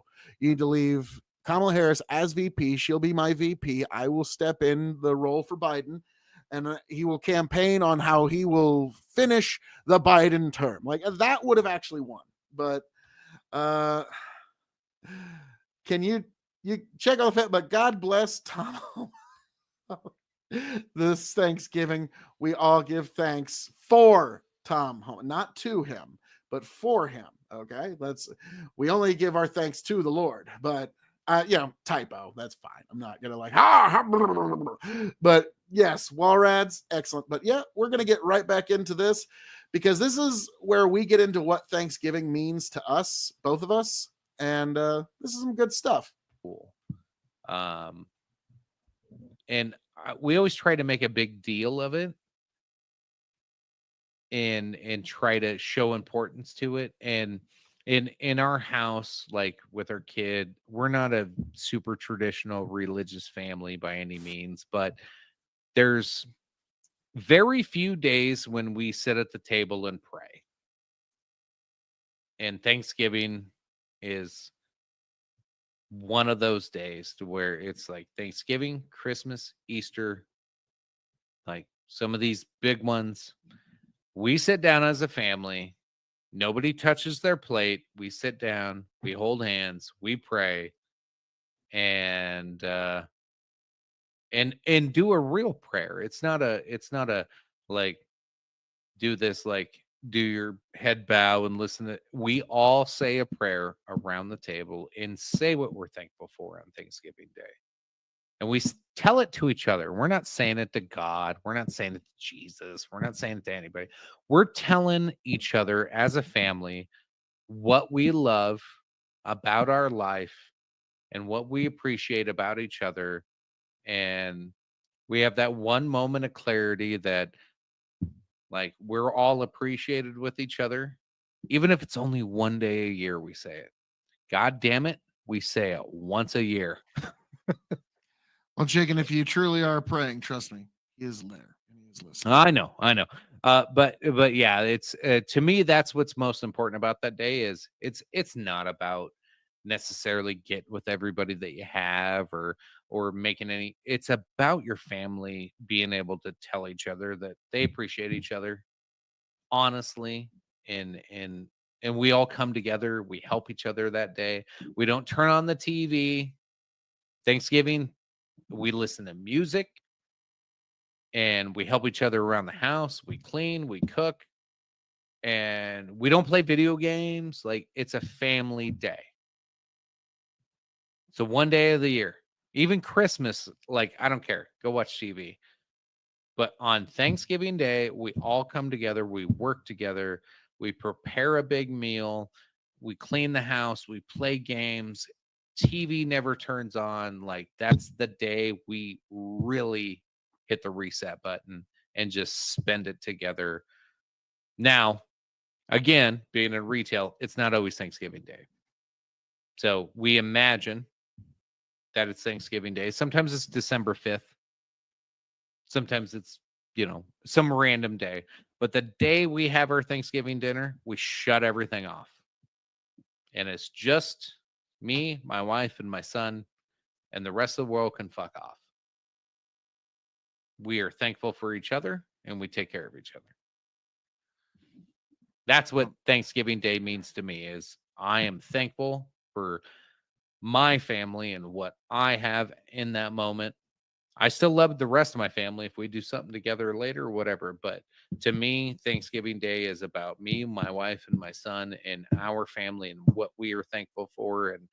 And we have our moment and solace with God at that point. Excellent. Glad to hear. To me, Thanksgiving was always, like you said, it's getting together with family. It was always something that happened on my mom's house. Like she was always kind of like Thanksgiving was her thing. And so we would always go over to Grandma Char's house for uh she'd just make every kind of anything. Like she was half Greek, half Hispanic, so she had quite a cooking repertoire to draw from. And Sounds like good food, honestly. oh, dude, like there's a reason I'm this fat. Okay, it was like okay, like grandma's cooking had something to do with it. It was that good. It sure did. Sure did. But hey, grow the farm up. How we doing there? Since I got you all here, there's something I wanted to read because you're asking about the family. You're asking about the boy. And this is something I wanted to read. This is what I read to my boy within about 2 hours of him being born. Once everything settled in, we were back in the room. Everyone had settled down. And mom was holding the baby. Took a moment, put my hand on him, and I read from the book of Deuteronomy. I chose Deuteronomy for a couple of different reasons. One, Deuteronomy was the one book of the Bible Jesus liked to quote the most. When he would quote scripture, he would quote from Deuteronomy very often. And this is from chapter 6, verses 20 through 25. So it's 5 verses. But this is what I wanted to read to my son when he was born. A reading from the book of Deuteronomy, chapter 6, verses 20 through 25. When your son asks you in time to come, what is the meaning of the testimonies and the statutes and the rules that the Lord our God has commanded you? Then you shall say to your son, we were Pharaoh's slaves in Egypt, and the Lord brought us out of Egypt with a mighty hand. And the Lord showed signs and wonders great and grievous against Egypt and against Pharaoh and all his household before our eyes. And he brought us out from there, that he might bring us in and give us the land that he swore to give to our fathers. And the Lord commanded us to do all these statutes, to fear the Lord our God for our good always, that he might preserve us alive as we are this day. And it will be righteousness for us if we are careful to do all this commandment before the Lord our God, as he has commanded us. That ends the reading of God's holy word. That's what I read to my son the day he was born. I love it goes, when your son asks you in time to come, what is the meaning of these testimonies and these rules that the Lord has commanded you? And then you say, there was a time when we were slaves in Pharaoh's Egypt, and the Lord our God carried us out there. And as a farmer, this part also rings true, and will deliver to us the land sworn to be to our fathers, sworn to give to our fathers. There we go. And then also, and the Lord commanded us to do all these statutes, to fear the Lord our God for our good always, that he might preserve us alive as we are this day. And on that day, my son was born and alive and beautifully healthy. And so that was the first thing I read to my son when he was born, was those 5 verses from the book of Deuteronomy, chapter 6. And I will read that to him again someday in the future. So yeah, that was that particular bit of scripture will always have a special place in my heart because of that. But that I just wanted to share with all of you beautiful people. Grow the farm up. It's all Star Wars as told by Joseph Campbell. Yes, 2016 was A New Hope, 2020 Empire Strike Back, 2024 Return of the Jedi. It's the classic hero's arc. But yes, that was just something I wanted to share with you, beautiful folk. But we're going to get a little deeper into this story about my grandma and her amazing cooking. Okay, I mean, but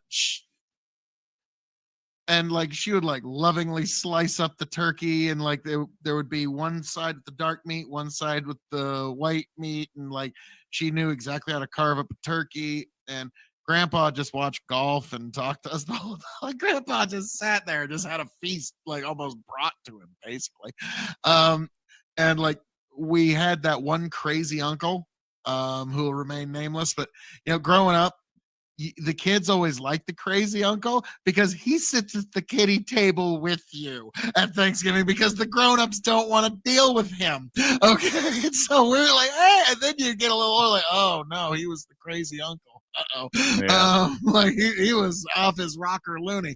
But yeah, growing up, that's your favorite uncle because that's the only one. Like, he cares just as much about Power Rangers as you do. Like, okay, like He told me he was gonna let me shoot guns tonight. yeah, like, Phil, you get in the truck. We're going home. Yeah. So then over time, like, this is one of those unfortunate realities. Like, I'll never forget. It's like grandmas are kind of the linchpins of families, and once they They go, are. it's never quite the same. And Yep. like, yeah, when Grandma Shar went, it's just never been the same in our family. Like, and she just was such a huge source of warmth and support in the whole family. And so it's that's one of those real realities. That's why I bring my daughter over to my mom's house all the time. Now, like, honestly, like, you know my situation. So like, Josie's with me when she's with me, and she's with her mom other times of the year. Thanksgiving's kind of her mom's thing. So I haven't got to see her on Thanksgiving for the last few years. So that's when I usually try to spend some time with my parents and get to, have some conversations with them.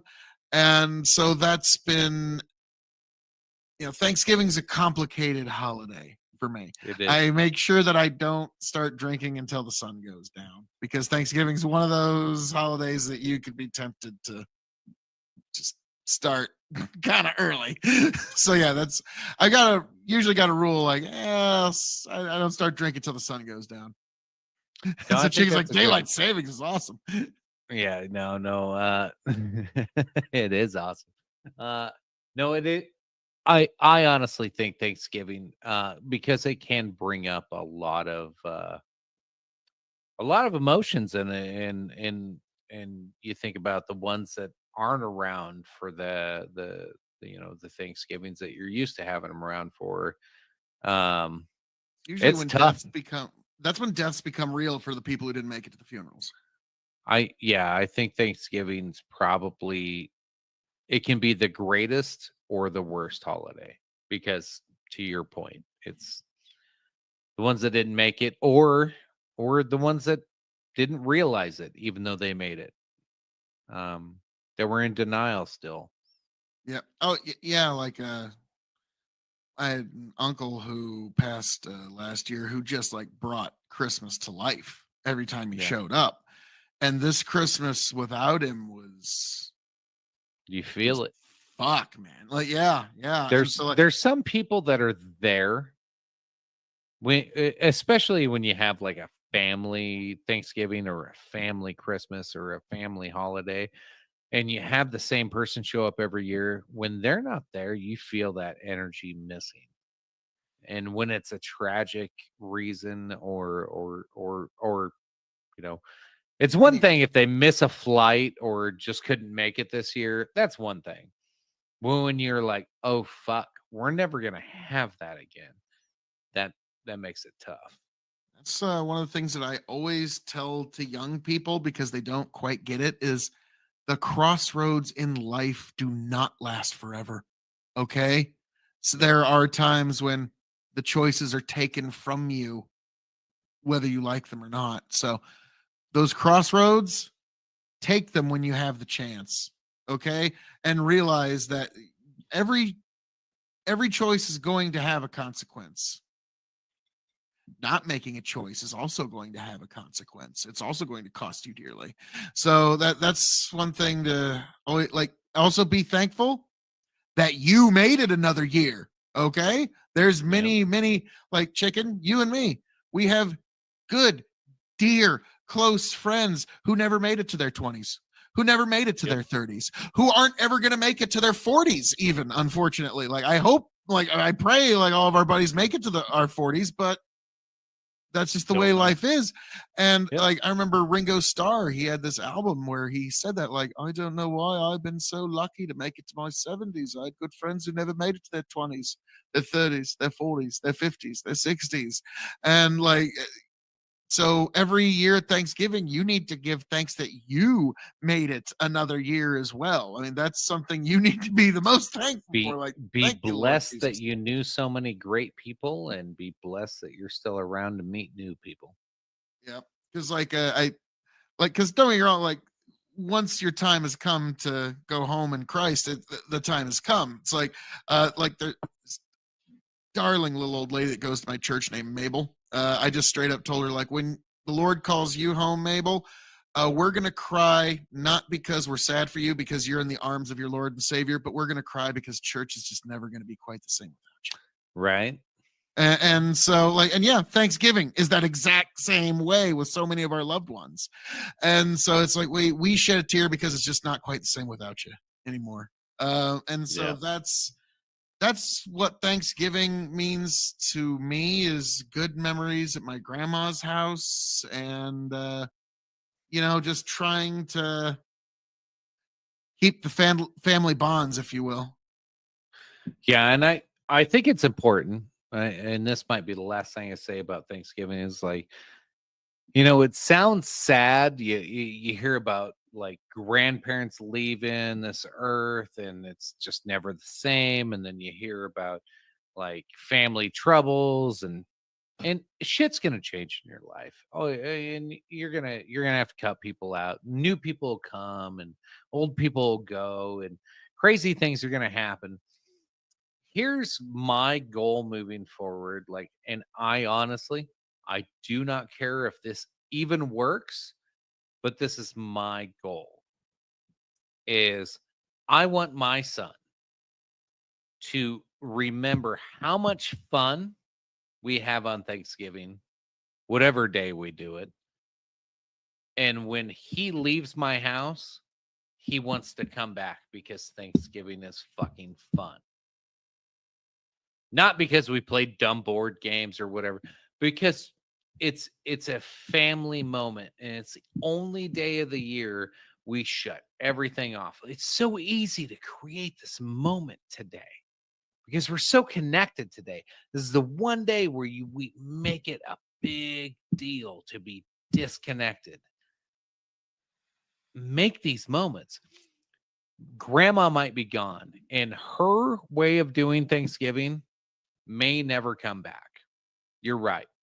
It's never going to be the same, but you can make a new one. You can make a new way of Thanksgiving. You can make Thanksgiving fucking great again. Oh, yeah. I just took the Donald Trump route Nice. here.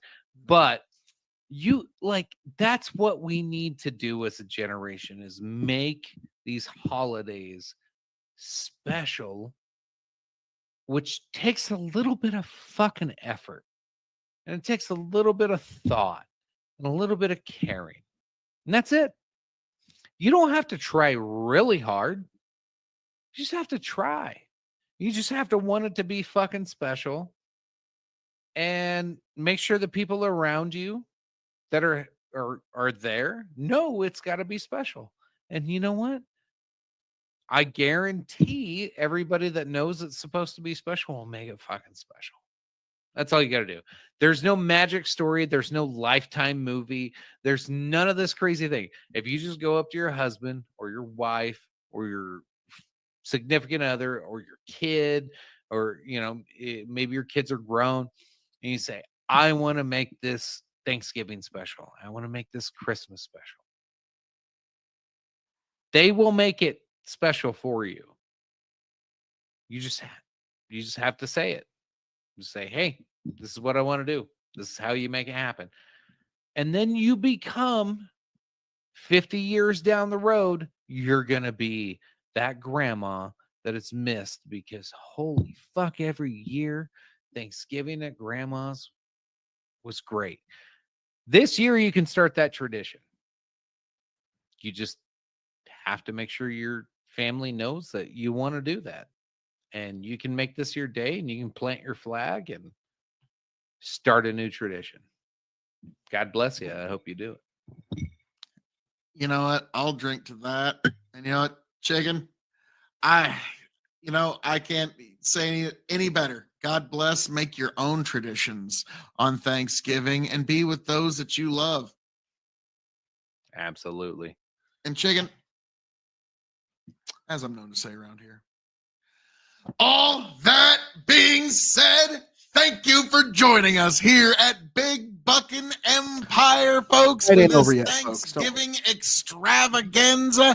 Folks, God bless every last one of We you got plenty for more being coming. here. I hope all of you make it back right here next Thanksgiving. Happy, healthy, much the wiser. Raise a glass to yourselves. God bless every last one of you. Happy Thanksgiving, everybody. Chicken, take it away. Appreciate you, folks. Thanks for tuning in. Happy Thanksgiving, as Phil said. We will see you next year, if not next week. Appreciate you. Love you, as always. Goodbye. And see if it just smooths itself out. And there we have that, folks. That was the 10 facts about Thanksgiving and me and Chicken just having a good time on Thanksgiving. And that's something I like going back to that every Thanksgiving because it was fun. It was actually a lot of fun to do. And I wanted to share that with all you beautiful people out there. Because me, Tony, and Chicken, we've all kind of got these joking bets about like, okay, if the doctor makes two of us quit drinking, the third just as well join in. Like if the doctors make Tony and Chicken quit drinking, I'll be like, yeah, because I'm a good friend, I guess I will too. But yeah, that's just got a message from somebody. What's this all about? Oh, spam and spam. Okay. Nice. But nice spam. I appreciate nice spam. We all like it when the spam's at least nice. And speaking of we're going to kick it to something nicer, a little funnier. Tony earlier this year roasted me hard. It was a good hard roast. And because of that, I want to share this with you. It's only a few minutes long, but it's biting. If you know me and if you know Tony, this is like, ooh, this is a little too on the nose, but it's funny as shit. And we're having us a fun night. So without further ado, let's get right into the Tony G roast of Phil KOE. You have arrived at the KOE Nation. Here's how Sunday works. Saturday, Tony G. Hey, Phil. Hazard Sunday? Yay? Yeah. But tonight, I'll get over there early, I promise. I'll get over there. I'll be there in 15 minutes, 30 minutes later. Hey, Phil, did you bring all the stuff? Yeah, I brought everything. What about this? Quick trip to We'll just run over there real quick, all right? Run over there real quick with the black. Then we'll be back. Start drinking at 10:30 at night, because that's what normal people. 10. Well, normal people who don't have an agenda like me. And then tomorrow, what are you doing? Well, I thought we were doing a live show, Phil. That's right, damn it. Those live viewers. They're fucking needs. Why can't they all be cool? Like all those click whore pieces of shit that accidentally click on all the stuff that I share on all those Facebook pages. Those unlucky bastards that don't even know what they're getting themselves into. They all fall in love with me. Little KOE. They don't even have a choice. Click on me. Then they fall in love. So hazard analysis, Tony. Here's what you're going to do. You're going to go live at 7 p.m. Because at 5 p.m., I'm going to show up. I'm still going to be on the clock. I'm going to bring over 8 bottles. No, 9 bottles. Wait, 10 bottles. We're going to review them all. You're going to get shit-faced. I'm going to take 1 sip of each, and then I'm going to dump 8 ounces of liquor from each glass into your cup. You're going to chug that cup and be absolutely blackout shit-faced drunk. And then at 8 o'clock, even though you wanted to go live early, no, fuck that. You're going at 8. You're going live solo. You don't get anybody else, no guests, no crutches, no nothing. You got to go live. No crutch. Shit-faced drunk. Live. 8 p.m. by yourself. And I'll just, be mosey in my sweet ass home that whole time. Taking my time. Just rehearsing, the great speeches that I've been giving myself all week in the tractor. And you're going to be twisting in the wind with your shitty internet connection because that week, your kid stepped in the Ethernet cable. And you're going to be pulling up comments like, when's Phil getting there? And I'll be like, you're going to be like Tony G says, I don't know. And Tan Tui Tin Man, he's going to be all up in the comments like a fucking rape date victim. And he's going to be all up in them comments saying, I have it on good authority that Phil KOE is inbound. And Tony G's going to be like, guess I'll have to take another shot. Hour or two waiting on Phil. Oh, I'm drunker again. And it's 9:30 and I'm fucked up. And then finally, Phil, the kingdom. No, Tony, thanks for hosting. Why don't you fuck off? We don't need you anymore. Fuck off. Thanks for You're like, more, I was going to call you Jey Uso, but you're Jimmy Uso. Get the fuck off my SmackDown. Bye-bye. Tony goes and... The Marty Jannetty to my Shawn Michaels. Tony goes and pukes while Phil takes over. And all of his random guests roll in. And Phil has a custom screen where he's this big, and all the guests are this big, and Aiko and Osiris and Lethe are just beneath him, and he's like, I have the power of the mute. The KOE Nation will advise you well. All that being said, Osiris, here's 15 minutes of Phil KOE. Now it's time for a Bible verse. Complete this transition all over the screen. And Aiko will come back. I'm sorry, I was getting an IPA. Now, if you have a moment or an hour, I'd love to tell you about the time that I once voted in a primary, but I didn't actually vote in a primary. But the funny thing is, Phil, I voted in a primary, but it wasn't actually a primary. But here's the thing about the primary. Did you know that the primary, which dates back to the times when they started doing primaries, and then everybody else started going, why can't I vote in the primary with the primary? And you're a primary and I'm a primary. But then everybody's like, no, the thing about the primary, I don't want to vote in a primary, but I do want to vote in a primary. So you can't. And here's the thing, but no, can I finish? The primary, because I vote with the left and the right and the up and the down. And, and then yesterday I went to Chick-fil-A. And, I don't think spicy chicken sandwich is as bad as they say it is.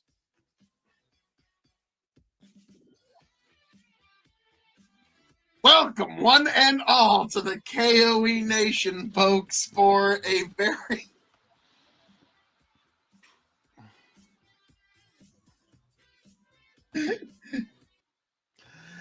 Yeah. So I figured I needed to get into some of that, and we're gonna get into some more just horsing around. This was, I think, a year or two ago. Let's see, when was this? Nope, not what I was after, actually. Wrong. Here we go.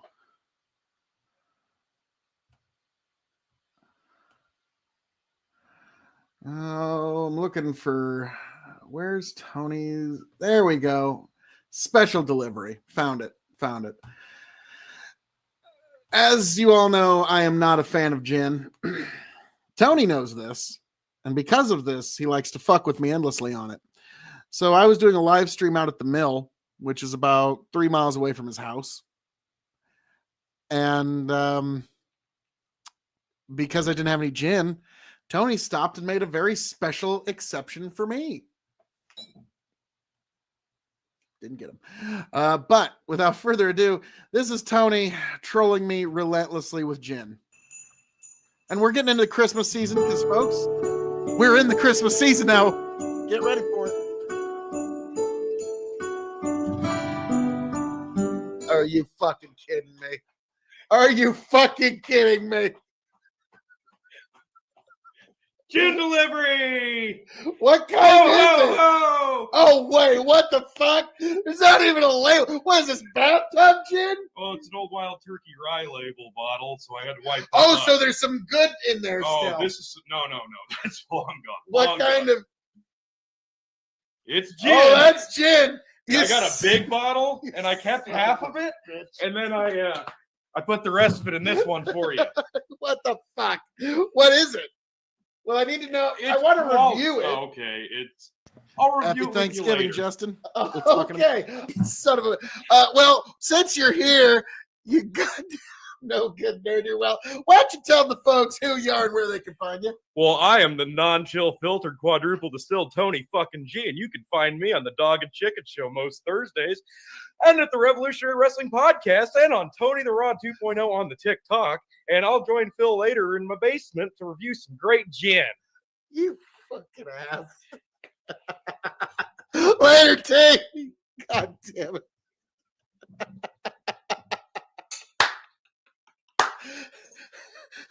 Tony's like one of the only fucking people in all God's creation that knows my secret undisclosed location, Bat Cave. So when he said gin incoming, I'm like, motherfucker. Oh, son of a bitch.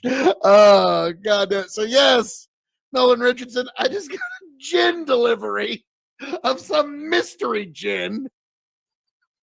Yes. What the fuck? Oh, God damn it. Why? I thought I was safe from gin for a night. But, okay.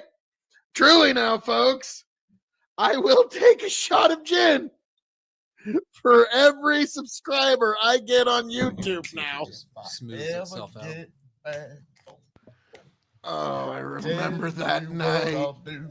That was fucking brutal. I ended up taking like way too many shots of gin. I promise to refrain. And I did Ralph. I do recall that one was necessary at one point. I recall I went off the air that night, and then I think I Ralphist, and it was necessary. Walraz, the G in Tony G stands for gin. You know, at this point I wouldn't.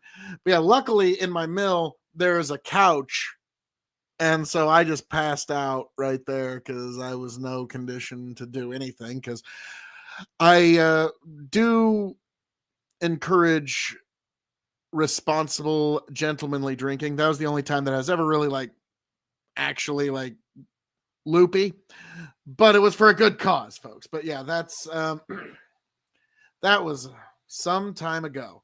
Now, oh yes, we're gonna play this. Tony and Chicken had Chat GPT write me a song that was in the style of Kurt Cobain about fishermen and gin. Okay, so again, they still love just dogging on me because of the gin, but I actually rose to the occasion on this one. I was actually kind of shocked how well this turned out. So without further ado, let's get into me singing Fisherman and Gin in the style of Kurt Cobain. A song about fishermen and Gin. Fishermen and gin in the style of Kurt Cobain. First one. Watch this. Holy shit. Yeah. Okay, get to the Whoa. get to the first verse. Yeah. Well, let's just let it It's finish still- typing. Holy crap. It is just firing through. There you go. Ready, Phil? Let me get my glasses. I'll zoom in. Let's say I can't even see. Oh, this is fantastic. Lynn. Okay, all right. Lynn. Yes, Lynn, you are correct. Okay. Yes, Bandit. sorry, Justin. I just had to take that over real quick. In the All right, I style got of it. Kurt Cobain, Phil. Hashtag what the fuck just happened? Yes. Exactly. Down by the docks where the water meets the sky, there's a fisherman casting his line, wondering why. Life's a constant struggle, every day's a fight, but he'll never ever give up, he'll keep on fishing all night. Fisherman and gin, they go hand in hand. All at one helps him forget, other helps him stand. Through the storms and the tides, he'll never give in. Fisherman and Jen, his loyal kin. The sea can be cruel, the sea can be kind. It's a fickle mistress, but he doesn't mind. He takes what he can get. He'll never give thanks in return for the bounty of the ocean, for the lesson that he's learned. Fisherman and Jen, they go hand in hand. One helps him forget, the other helps him stand. Through the storm and the tide, he'll never give in. Fisherman and Jen, his loyal kin. Some say he's crazy, some say he's free, but he knows what he wants, he knows what he wants to be. On the edge of the world where the land meets the sea, Fisherman and Jen, his destiny. Fisherman and Jen, they go hand in hand. One helps him forget, the other helps him stand. Through the storms of the tide, he'll never give in. Fisherman and Jen, his loyal kin. Fisherman and Jen, his loyal kin. Fisherman and Jen, until the very end.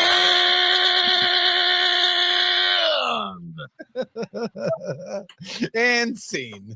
And see. Please, for the love of God, can I get this so we can Yes, Oh. good yes. description? Do whatever you want with it. It's Do really whatever you good want with it. because Thank you, Nolan, the king of everything, really.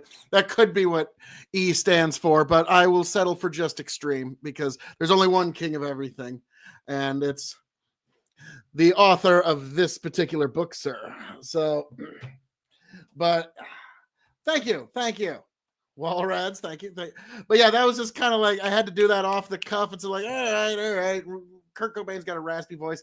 And hello, Tyler. We love you. Hello, everyone. You no good rapscallion ne'er-do-well. So, but Tyler and I, we go way back to a couple of bourbon tournaments ago. But yes, that's that was something we did on Dog and Chicken Show for like 3 months, where we would just have Chat GPT like make up a song for us. Actually, I'm just gonna find the other one. This is one that Chat GPT made about me, actually, none other than moi, the king of eloquence. And it was set to Rah Rah Rasputin. And so I was like, okay, I can do this. So yeah, Chat GPT.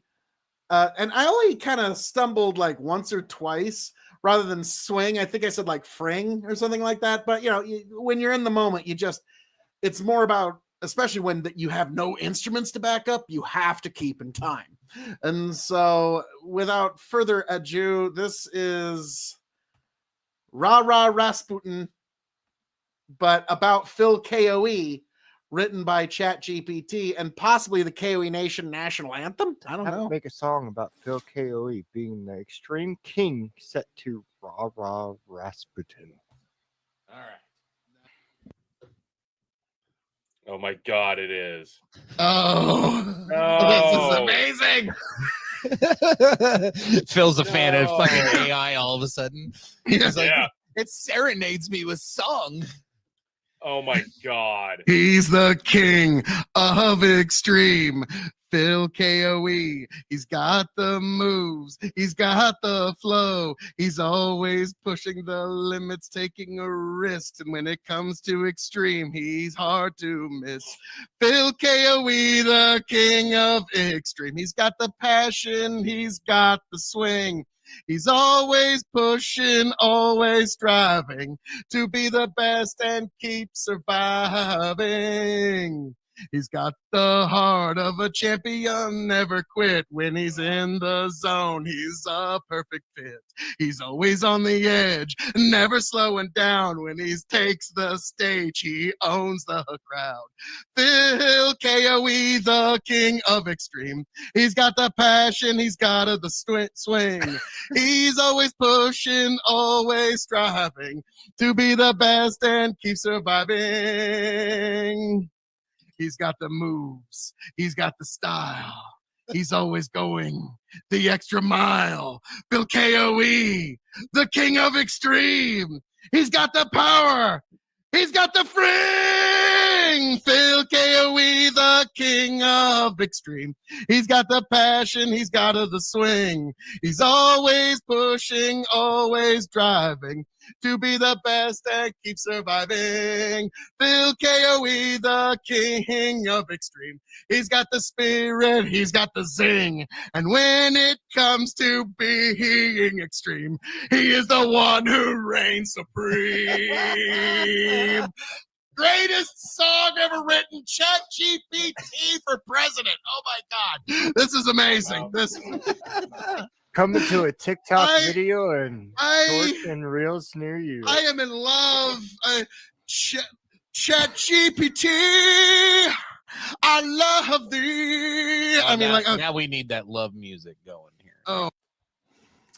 Yep. So that's just some of the fun I was having with that. Like, it took me the one verse, and then the chorus to really get the swing on that one, but that was just too much fun. Now, because I got it pulled up, we're gonna do something slightly serious, but not too serious. Then we're gonna get into a gift exchange between me, Tony, and Chicken, just because I want to. But this is a real quick reading of me going over the Gettysburg Address by Abraham Lincoln. Everybody thought this was going to be a really long speech, and in reality, it was a 2-minute speech. So without further ado, the Gettysburg Address. Because you know what? This is my show, and we're going to have some fun tonight. And there's no real definitive way that we're going tonight. We're just going to have fun. 77 years ago, our fathers brought forth on this continent a new nation, conceived in liberty and dedicated to the proposition that all men are created equal. Now we are engaged in a great civil war, testing whether that nation or any nation so conceived and so dedicated can long endure. We are met on a great battlefield of that war. We have come to dedicate a portion of that field as a final resting place for those who here gave their lives that that nation might live. It is altogether fitting and proper that we should do this. But in a larger sense, we cannot dedicate, we cannot consecrate, we cannot hallow this ground. The brave men living and dead who struggled here have consecrated it far above our poor power to add or detract. The world here will little note nor long remember what we say here, but it can never forget what they did here. It is for us, the living, rather, to be dedicated here to the unfinished work which they who fought here have thus far so nobly advanced. It is rather for us to be here dedicated to the great task remaining before us, that from these honored dead we take increased devotion to that cause for which they gave the last full measure of devotion, that we here highly resolve that these dead shall not have died in vain, that this nation under God shall have a new birth of freedom, and that government of the people, by the people, for the people, shall not perish from this earth.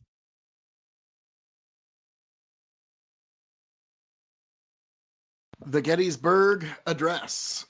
It was a very short speech. They expected that one to be like, a standard political speech of the day, at least 25 to 30, 45 minutes. Nope. 2 minutes. Impactful. Now, there's two ways of looking at that, because the preacher's preacher, Charles Spurgeon, he's sometimes called the Prince of Preachers. Usually his sermons were anywhere from about 43 to 45 minutes. That was generally his span. And that was how he could break down, give expository exaltation, and really impart the meaning of the scripture to you. And so there's something to be said for long form presentation. But Edgar Allan Poe put it best, where you have to have poems that a poem can't be too long. Otherwise, it's impossible for it to cause a deep feeling within you, because that was the purpose of poetry. It was words that cause a feeling within you. And that's successful in good poetry. Now, before we move on to the gift exchange, because I want to, we're going to play me reciting some Shakespeare from Julius Caesar. This is Mark Antony's speech right after Caesar has been assassinated and Mark Antony is addressing the crowd. Now, I'm also doing something with the pocket square. I got a little rag right here, but with the pocket square, I'm doing something called, it's a Japanese stage art called ragako, where you have just a fan and a handkerchief. And with that, you act like you're on the phone, or basically the handkerchief was all of my props. It was Caesar's will. It was Caesar's cloak. It was everything. So if you can follow that, if you can follow my amateur attempt at ragako, then you can really enjoy this particular performance of the Mark Antony speech from Julius Caesar. This is "Friends, Romans, lend me your ears." Yeah, very famous piece of Shakespeare. So without further ado, let me know how I did. Countrymen, friends, Romans, countrymen, lend me your ears. I come to bury Caesar, not to praise him. The evil that men do live after them, the good is oft inferred with their bones. So let it be with Caesar. The noble Brutus hath told you Caesar was ambitious. If it were so, it was a grievous fault, and grievous has Caesar answered it. Here, under leave of Brutus and the rest, for Brutus is an honorable man, so are they all honorable men. Come I to speak in Caesar's funeral. He was my friend, faithful and just to me. But Brutus says he was ambitious, and Brutus is an honorable man. He hath brought many captives home to Rome, whose ransoms did fill the general coffers. Did this in Caesar seem ambitious? When that the poor had cried, Caesar hath wept. Ambition should be made of sterner stuff. Yet Brutus says he was ambitious, and Brutus is an honorable man. You all did see that on the leper call, I thrice presented him a kingly crown, which he did thrice refuse. Was this ambition? Yet Brutus says he was ambitious, and sure, he is an honorable man. I speak not to disprove what Brutus spoke, but here I am to speak what I do know. You all did love him once, not without cause. What caused you to withhold to mourn for him? O judgment, thou art fled to brutish beasts, and men have lost their reason. Bear with me. My heart is in the coffin there with Caesar, and I must pause till it come back to me.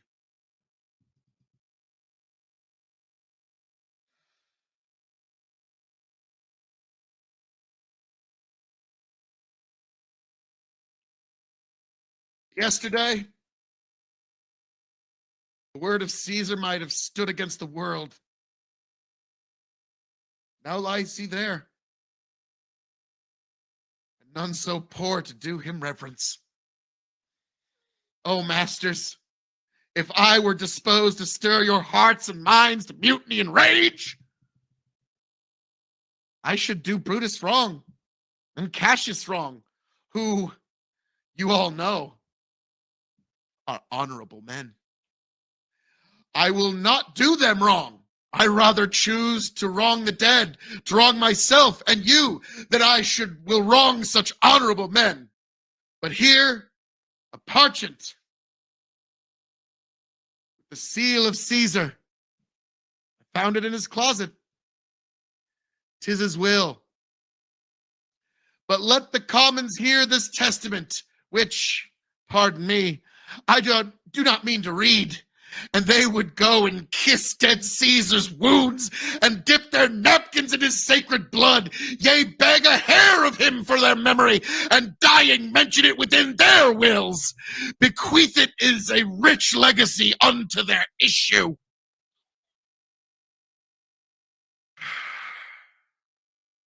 Have patience, gentle friends. I must not read it. It is not meet to you to know how Caesar loves you. You are not wood, you are not stone, but men. And being men, bearing the will of Caesar, it will inflame you. It will make you mad. 'Tis good you know not that you are his heirs, for you should, oh, what come of it? Will you be patient? Will you stay a while? I've o'ershot myself to tell you of it.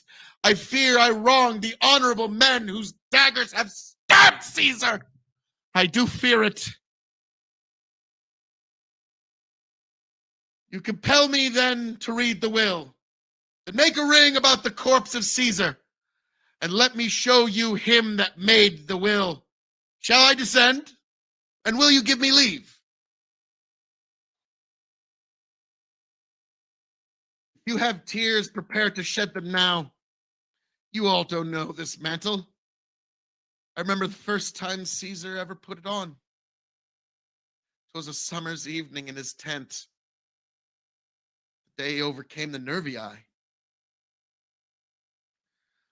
Look at this place. Ran Cassius' dagger through. See what a rent the envious Casca made. Through this, the well-beloved Brutus stabbed, and he plucked his cursed steel away.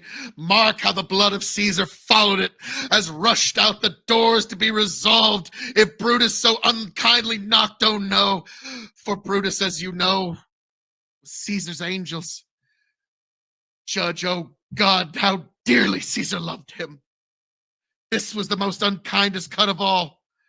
For when noble Caesar saw him stab, ingratitude more strong than traitors' arms, quite vanquished him, and then burst his mighty heart, and in his mantle muffled up his face, even at the base of Pompey's strata, to which while ran blood, great Caesar fell.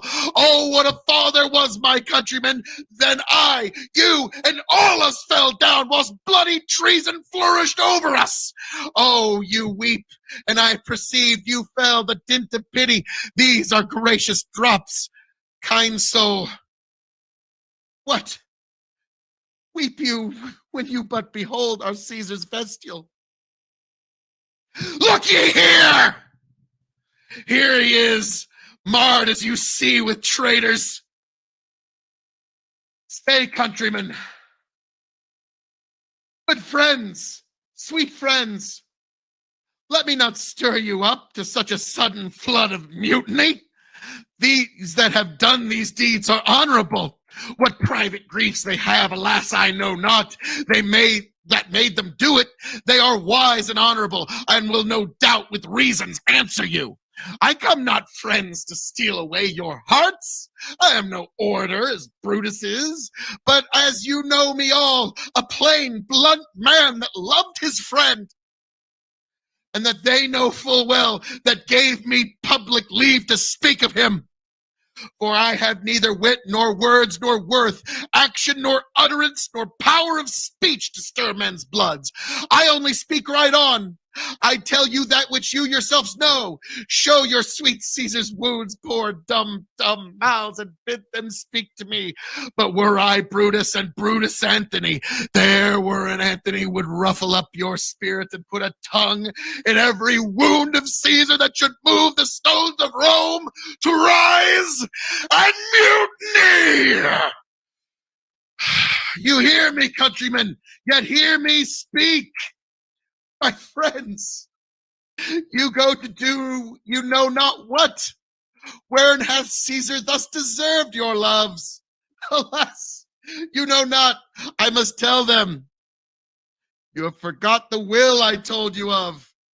Here is the will, and under Caesar's seal, every Roman citizen he gives, every several man, 75 drachmas. Hear me with patience. Moreover, he has left you his walks, his private arbors, and new planted orchards on this side River Tiber. He has left them you and your heirs for ever common pleasures, to walk abroad and recreate yourself. Here was Caesar, when comes such another? Ah, yes. So, that was something I really enjoyed doing. And, truth be told, like, that was said on the heels of, I believe, if my timeline's correct, I recorded that not too terribly long after my brother died. And there was just a few lines there that like really hit home.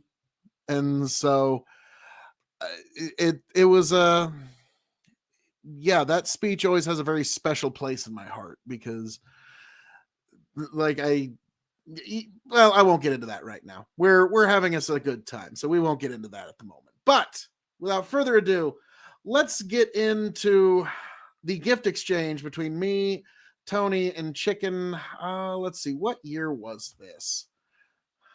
Share. This was recorded 11 months ago. So this was last year's gift exchange. So, all righty. Without further ado, let's get right into this, folks.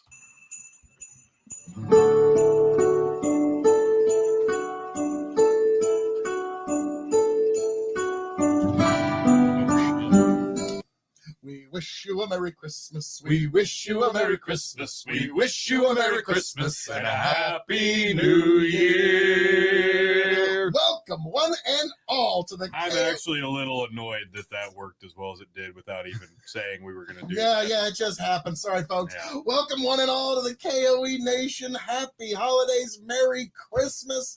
God bless every last one of you, folks. It is glorious, glorious Christmas Day, and we are here to celebrate amongst you've celebrated with family, and now it's time to get together with friends here, folks, because we have a yearly tradition here at the KOE Nation, a tradition that one I want to keep going for as long as at least two of the three of us are still walking around, and that is the yearly gift exchange. And so it started off as just kind of like silly things that we kind of gave each other jokingly. And then it kind of started snowballing. And it's kind of kept snowballing. And now it's a thing. And it's a thing. And it's like, I'm kind of a little worried every year walking into this, like what's going to happen. And now this is also the year where there's another tradition that happens. It's the year that I find out what gin I'm probably going to be drinking for the rest of the year. So this is definitely. God, thank God you reminded me, because I almost forgot about that. Oh, thanks. Holy shit. Yeah, you did, didn't you? Almost, but thanks. Good job. Thanks. Boy, you would have gotten out of here without a bottle. I'm not kidding. I forgot that was over there. Shit. Beautiful. So cell phone. So folks, self-own, not cell phone. So folks, as you can see, where's your phone? In my pocket. This season is always bitter sweet. Oh God. So should we just rip that Band-Aid off first, since that you already ruined it? Well, no.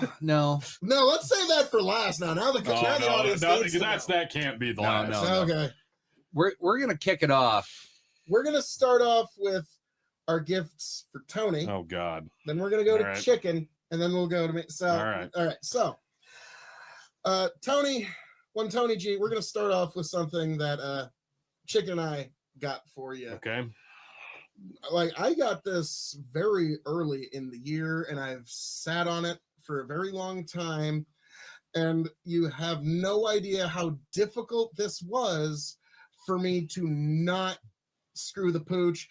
And I've alluded to it a few different times in ways that you don't even know. Oh no. And I've edited those out. throughout the year, so and I'm going to put them right here. But folks, Because these are both, honest to God, just so good. It's a little foreshadowing. There's more 101 in the future, folks. You will see. There is. So, folks, don't worry about it. Don't worry about it. But, folks, as I've been Oh wow. now, Wow. Tony, this is a bottle that you didn't even know how much you wanted. Oh shit. All right. All right. Give this a shot. So, my- as you can see, my expert wrapping It's abilities. even my own box. Yes. All right. It's in a box. A Yep, box yep. in a box. Just and now. Oh fuck me running. Oh god. God. You gotta show the camera. They don't know what it is. I don't yet. care. They don't have to know. It's Wild Turkey 101 12 Oh year. my god. Oh. I'm speechless. When I went to go, like, here's Oh when my god. when I went to go get the Brenheim barrel proof, that's when I got this. So that's like back in March. Holy shit. You So- found this in a store? No, I had to find this. Holy okay? crap. I had to, like in college, I had to meet a guy. Okay, like it was Don't tell us any more about that story, Phil. Yeah. because they don't import this in the United States. Oh my god. So people have to go internationally, bring it back, and then that's the only way that you can get it here stateside. Oh my I'm speechless. You went above and beyond, gentlemen. I'm Well, in awe. Thank you so very, very much. I don't know about above and beyond. 'cause Holy crap. Tony, Well, I'm glad you like it. See, I do. I Tony, don't tear up. this has been probably Oh, one of the tougher years oh god. in our conjoined relationship. Oh god. I've been a little extra of a dick this year. no, what? I don't believe you, chicken. Oh, what? Oh, sorry. Was I holstering that one a little And hard? there may have been days where I could feel Tony reaching through Messenger to punch me in the dick a few times. So to try to make up for the extra dickiness, Oh fuck. Got Oh, you another. Even wrapped. and my wife wrapped it. Thanks, Mrs. and it's a Chicken. beautiful wrap job. I've never seen anything better. With string and everything. Yeah, she twined oh it. my and everything. god. Actually, fucking ribbon. And She Wow. went all out. Jesus. All right. She made it so you can't open it. You Yeah. need a knife. Nope, nope. It pulls off the side like a thong. Giggity. Okay. I'll set that off the side. It's very pretty. Might want to reuse it. Okay. Try not to ruin the. How Midwesterners open Christmas. Yes, presents. yes, gotta save the You might paper. want to reuse that. Yeah. You never know. Oh, fuck me. Oh my god, gentlemen. So yeah, Redbreast PX. Oh fuck. My cup runneth over. yeah, that's sort of chickens like. I'm sorry. I'm But sorry. also, I'm- just Merry Christmas tea. Oh my You god. got I'm Redbreast PX and Wild Turkey 12, and I see, promise I won't blend these. And do you we'll know, be like, drinking these. This was as hard to keep a You have secret no from idea. you as when me and your wife were conspiring to let you know we were going to the Royal Rumble. Like, this was tough. Oh man, this is a bottle I've actually had to hold myself away from buying. Yeah, when I saw Yeah. that You know, one, I was holding this, and you know how my buffet at the house has Yeah. those two side wood doors. That's where I was keeping this. I'm like, no, Tony, don't go in there. You Okay. don't Okay. need nothing in there. You just you look elsewhere. 'Cause, yeah, the minute you're like, we're reviewing this right now, like, yeah, like no, you gotta Oh. wait like another half So- year. so the history with Irish whiskey and Tony, Oh. like I found Red Spot, and then I found Blue Spot, Oh my god. and I he's bought them, just- and I didn't give them to him because I'm an asshole. Well, no, you just had a great run. I was there. having quite a run. Yeah, you had an awesome run. And I found this PX sherry cask in another bottle, and I posted it for these guys. I was like, wow, which one should I get? Because I really couldn't afford both of them because Jesus Christ, sometimes it's a bit much. Indeed. And Tony's like, well, I'd go with the PX. And I was like, well, okay. He just picked it out for himself and he doesn't even know it yet. Oh, I had to grab it Oh. because So My God, gentlemen, Merry Christmas to you. thank you so very much. sir. We'll hug later and then do stuff off camera that you won't get to see. yeah, that's Well, that's you can pay exclusive for it. OnlyFans content. You can okay? pay. I seriously, gentlemen, thank you so much. This is incredible. I kind of figured you were. So now, Tony, Yeah. now we shift Holy to crap. Tony, your good friend Chicken, who's, he's been Extra. there through and through. So this is one I'm excited to give you, but not as excited as the next thing. But let's start off with this because this is one I have a feeling once you realize what it is, you'd be like, motherfucker, you son of a bitch. It's gonna take a minute.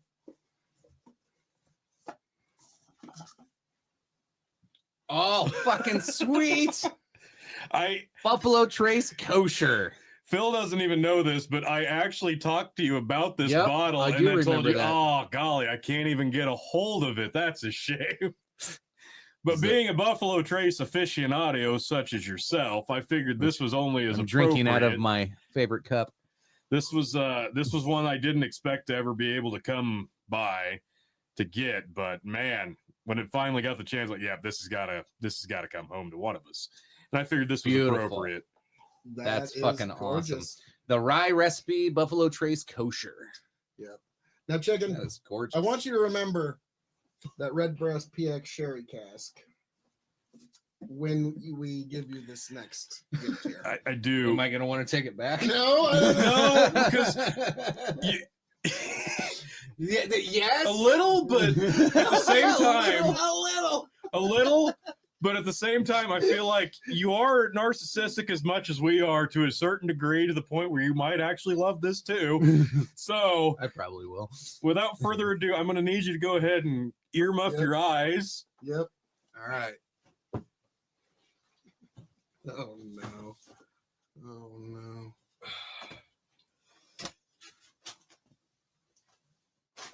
Phil, why don't you just hold that real quick Oh God. for the camera? Can the camera see it? Yep, the camera could see it. All right, go ahead. That's fucking amazing.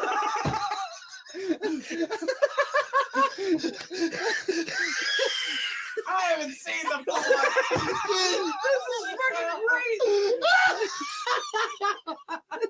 It's going above my bed. My wife's gonna hate it. I love it.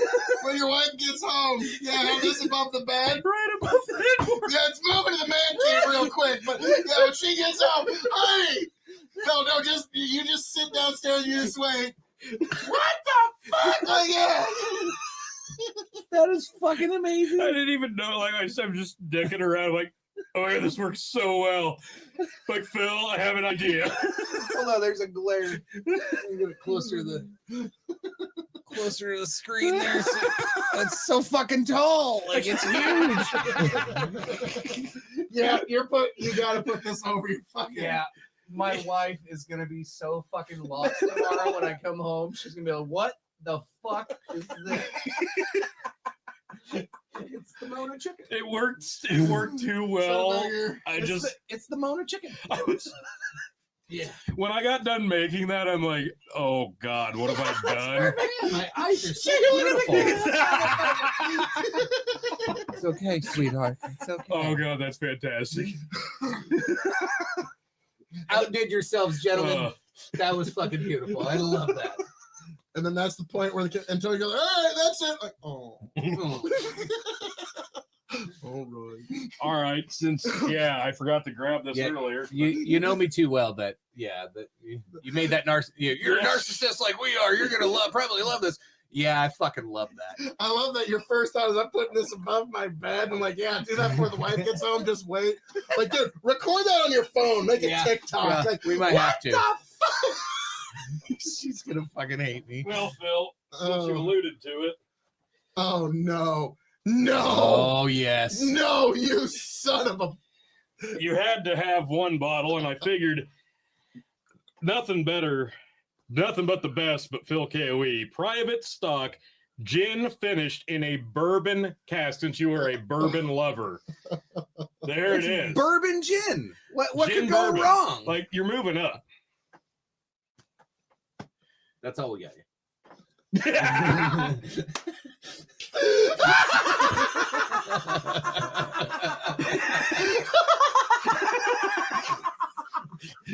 Fuck you.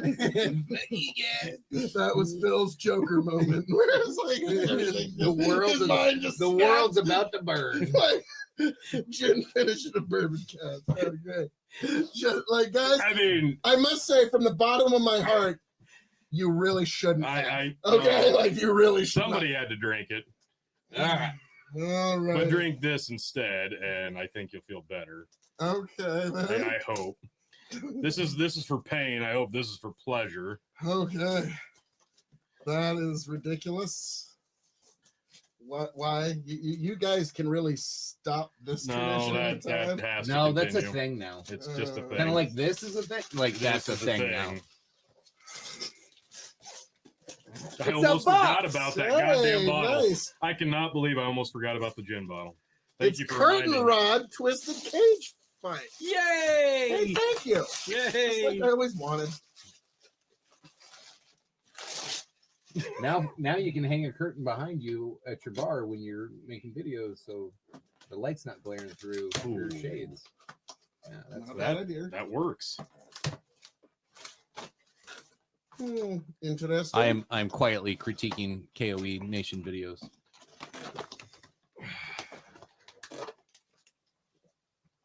Hells yeah. Heaven's Door 10-year, motherfuckers.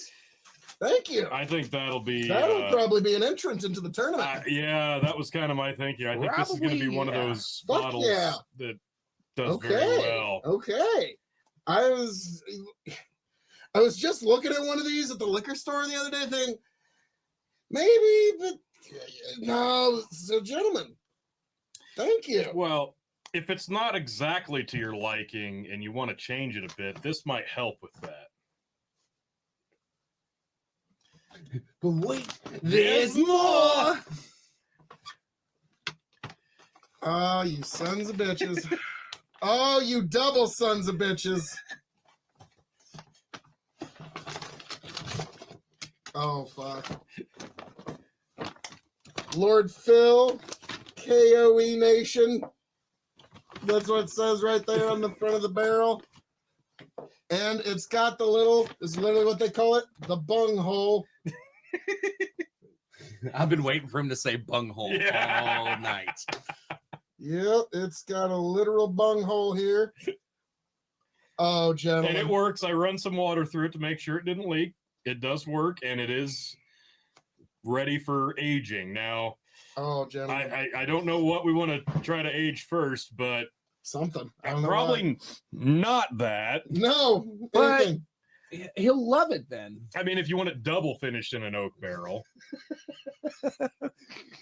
I was thinking maybe one of those like cheap bourbons that we didn't like. There's a few of them. Yeah, you've got several that we didn't love. I figured, this is a You know great what, opportunity to change This that. is marvelous. I figured this would look really Like, nice on the bar. I was about to say, on the bar for presentation purposes, this is Yeah, going right We there. should get some of those little white dog, Buffalo Trace white dogs. God, I've that's got the exactly weed at what my I was house thinking. right now. I was thinking about doing that. but Yeah, problem is, I that. like that as is. So I do I too. don't know. Like that's guess we'll have to get more. Oh, sure. Yeah. so, gentlemen. Something that says Lord Phil and KOE Nation on it, like You can't go wrong. it's like Yeah. you know me. It's Yeah. like you know me. It's like, well, okay. Does it involve Phil in some way? And that's all you need. Guys, this is great. I got me an entrant in the well, we'll have to review it first. Okay. But we've got interestingly I enough. think it's got I think the that's gonna mash bill on be the side over here. too. Surprisingly delicious. Over 20% rye in the mash bill, non-charcoal mellow. This bourbon is unlike anything you've ever had from Tennessee before because it's really bourbon, Tony. It is Tennessee bourbon, It like is all the other Tennessee Tennessee bourbon, whiskey. straight bourbon whiskey, which you will not find on a bottle of Jack Daniels, strangely enough. Oh, because no. they were too afraid So to it's like, admit it oh, on the shit. label. Like, for some oh, reason. great. We have Wait, to. is Die Hard a Christmas movie? Yes or no? Yes. Yes.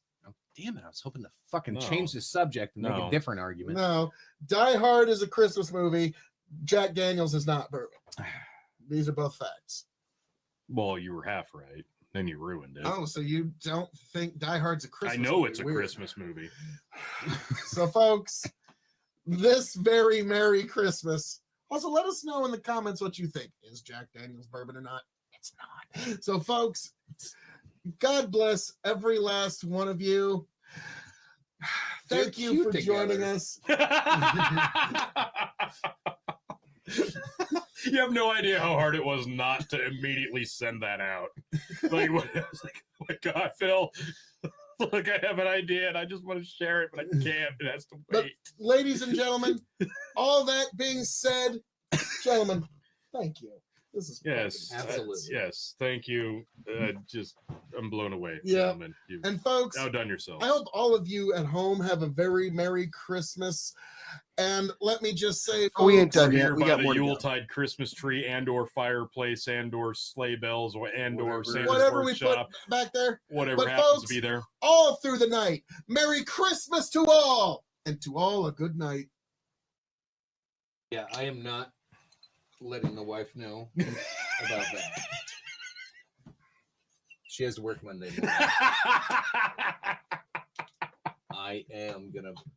I don't know, dude. I should put it on the fireplace. Like, I should get Yes. my big fucking 12-foot ladder and like hang it way up high on the fireplace. Oh God. See, my son will be like, Oh, you have to Dad? fucking video that. Oh my God. even Riker will be like, the fuck, Dad. You have to video that. Dad, Oh, sweet Jesus. And then it's gonna be in every goddamn background I ever do from now on. I wish I had the so list of what Tony, was in that. is there anything else you want to review tonight? We don't have anything left to review. Yeah, I don't think so. Yeah, there's nothing we can possibly think of. anything else. Maybe it was really It's off-putting. pretty funny when you're like, yeah, and that's all we got you, Phil. Yeah. Yep, that's it. That's Good it. night. All that being said, On the that should have been the one, like just like the saddest. All that being said, all that being said, zoom up, single tear. On the 5th day of Christmas.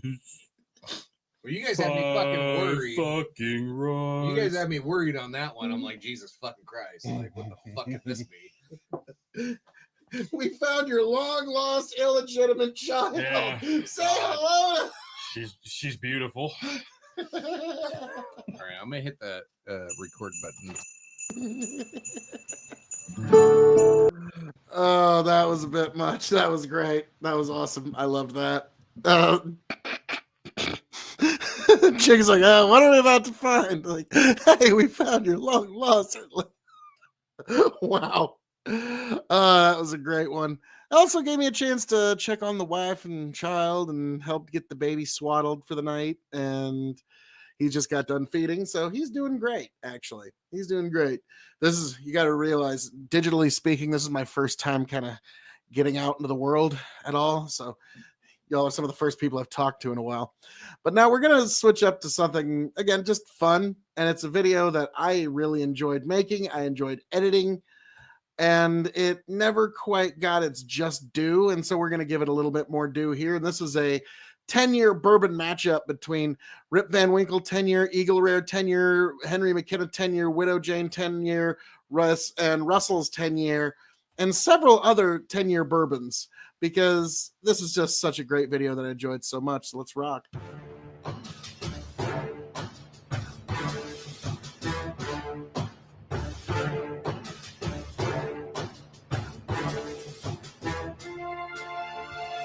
Welcome, one and all, to the KOE Nation for the long-anticipated 10-year bourbon matchup of extreme to find out what is the 10-year aged bourbon for you, for me, for everybody within all sundry. It is I, your king of extreme, Phil KOE, the man of the hour, the man with the power, the man that makes the other podcast cower, the prince and potentate of the political parlance, and this evening with you beautiful people, the Baron of 10-year bourbon. And I am joined by my indomitable broadcast partners, the one, the only, your Big Buckin' Emperor. Chicken, find me YouTube, Facebook, Big Buckin' Empire. And also the one, the only. I'm bottled in bond ×2. I'm quadruple distilled. I'm non-chill filtered. I'm non-coppa friendly. I'm finished in sherry, rum, and Cabernet sometimes, but not really. Mostly more of an Oloroso sherry, and once in a while a Chardonnay if I'm feeling frisky. Anyway, I'm Tony fucking G. Like, It's not share, the subscribe. flavors I got. Tony the Rod 2.0. You know, everybody's palate's different. This is going to be a lot of fun. 10 years of bourbon. Yes, we've got some of the heavy hitters and some of the very available and everything in between. They're all in the heavy 10-year hitters, in my bourbon. opinion. Yes, in my opinion, these are all pretty good bourbons, except for, well, one of them. But we'll get into that. Too, But actually. folks, yes, but this is the time where we get together, because we don't get together all that often, gentlemen. And I figured this is a perfect time for the 10-year matchup, where we put Bullet 10-year, good reliable Bullet, Russell's 10-year, the unknown This is a fresh crack. Widow Jane, aged 10-year, New American Oak I've been barrels. curious about this one. Yep. Where's that from? Okay. The bourbon is apparently sourced in Kentucky, Okay. but then Could be Barton, could be. Yeah. let's just reviving the lost art of marrying the finest whiskeys. Widow Jane 10-year-old is our signature bourbon, hand assembled in Brooklyn using the richest and rarest straight bourbons, only ever in 5-barrel batches, Actually, Four not- Roses. non-chill filtered, and proofed with our own mineral water from the legendary Rosedale mines of New York. Water we- makes a difference. We deliver Yes. a whiskey unique in its intensity and complexity, and they only proof it down to 91 proof, Okay. 45.5. So Okay. a it's little weak. so they take 5-barrel batches and they create a very unique product here, because pure limestone mineral water from the legendary Rosedale mines of New York. So that's apparently Sounds pretty cool. a pretty big deal. Yeah. This Sounds a great. little gimmicky, but no, I'm interested. No, I like Yeah, it. I like because great. like Chicken said, water is the backbone of any whiskey. Exactly. Then we've got, of course, Old Rip Van Winkle 10-year. My God, yes. I mean, Please God. we've got it, so we've got to include it. Everybody's Calm down. It's Well, hey, this is going to be in a blind flight, so that remains to be seen. everybody's favorite. Eagle Rare. Yeah, folks Somehow. love this stuff. They just love it, but is what it is. And then Another one. Jafar, he's our man. If he can't do it, great. Oh, sorry. Jesus Christ, yeah. Tell us Henry what you really McKenna, 10-year bottled in bonds. The Eagle Rare of Heaven Hill.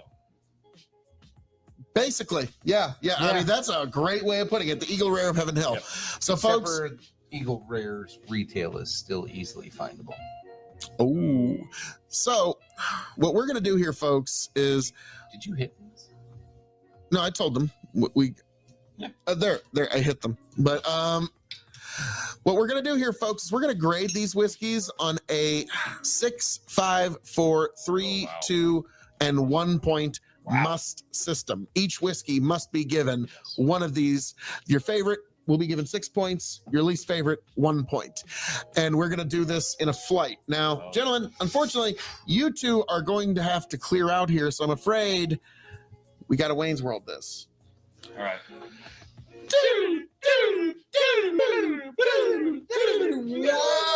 Whoa! Wow. Editing magic. So now each of these whiskeys have been assigned to a letter. We've got whiskey A, B, C, D, E, and F. Anywho, No, we get it. We get it. The audience might Yep. get it. I might have it displayed somewhere here on screen what it is exactly that we're drinking here. Tony loves my displays. It's his favorite. So, Probably here. Yep. There. or maybe a little down Yeah. here. I don't know. Like, it just depends on. Probably some of my left shoulder. Yep. right. Like your hat's perfect. It's so yes. Let's drink whiskey. All right. So, like I said, 6, 5, 4, 3, 2, 1 point must system. All right, I like it. Let's start off with Whiskey A, gentlemen. Hey, Hey. light nose. Yeah, kind of boring. I think I already know what it is. I kind of have a feeling what it is, but I don't want to. All righty. I was gonna Okay. say this is McKenna 10. I'm just saying it. It's either McKenna 10 or Eagle Rare. No, Eagle Rare's got. I think this is Eagle Rare. No, this isn't. Well, Slanjiva, folks. Cheers.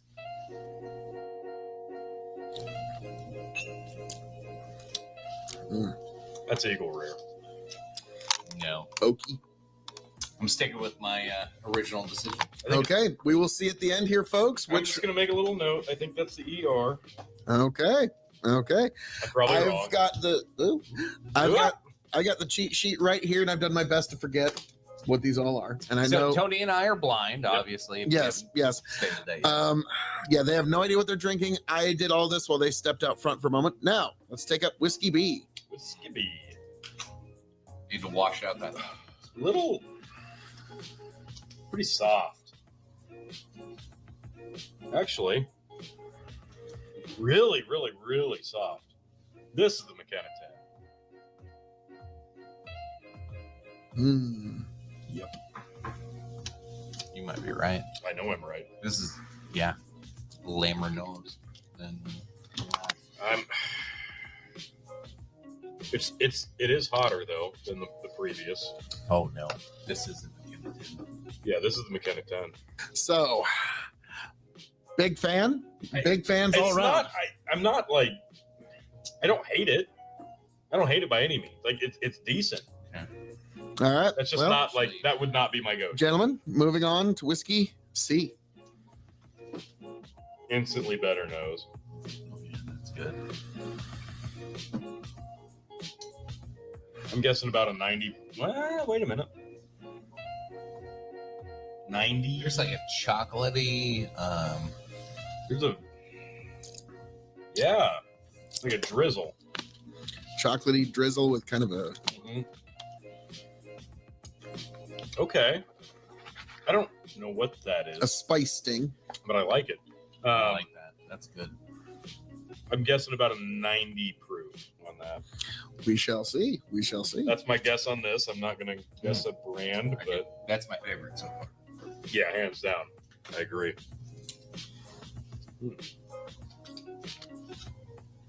Honda D. Yes. All right. That's what she said. Interesting nose. This has an egg smell. Like cooked eggs. Is that what you're thinking? Like, yeah. Like Fri- fried eggs. Fried, scrambled. Yeah. Over easy. Yeah, they're. It's a mistake. I was about to say I did smell like a butter, Yeah. but yeah, it's like breakfast butter. Yeah, exactly. Well, gentlemen, Indeed.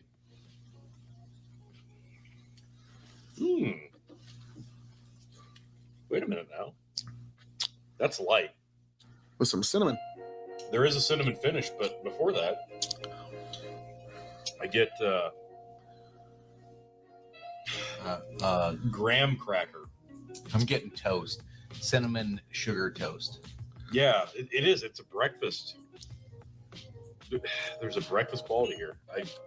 More on the cinnamon. That's pleasant. That's really pleasant. I can't bitch about that at all. Interesting. If I'm I'd say probably that's either wrong. the Russells or I was gonna say yeah, exactly. If I was gonna guess, it's one of those two. Hmm. I'm gonna say the Russells just for that. No, I'm not. I'm just making little guesses. All righty. Well, we move on to E. All right. Hmm. More floral, sharper. I don't get much out of this. There's a floral perfume flat nose here.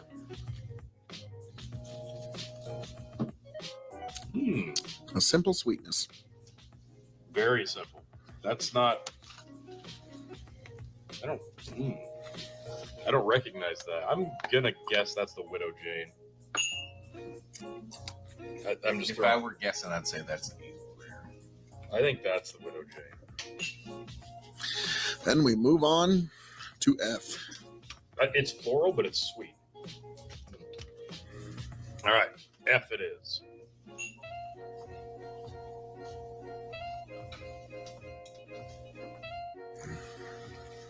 Wait a minute.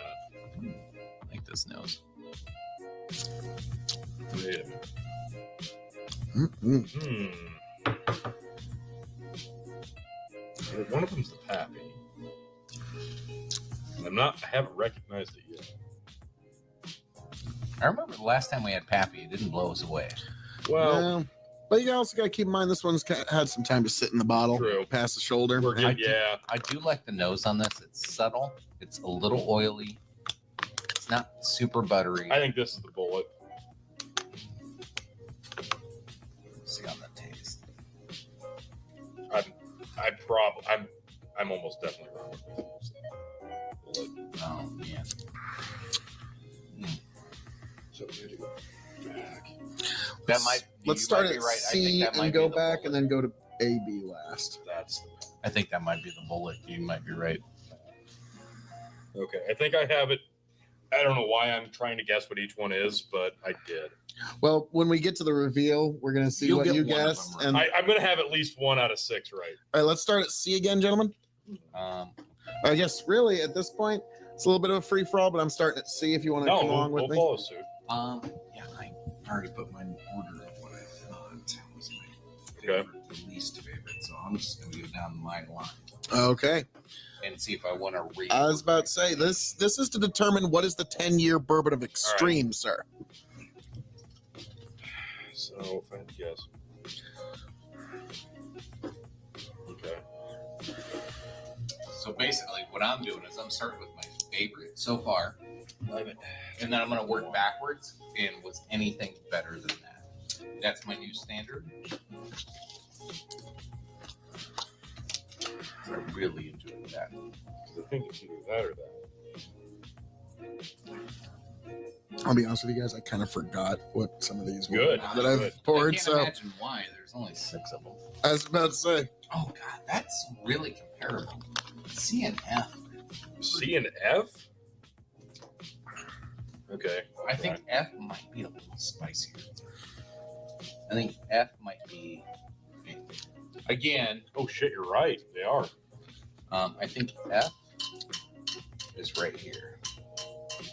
I don't know. I think I'm pretty sure that's bullet 10. That damn. spice at the end, just it's so bullet. Just let me get that. I might be wrong. I don't know. I'm not gonna need that cap. Now D, God, if there was a bullet rye, I'd say D is like a bullet rye. I don't know which one of these high ram. So let me go back to D.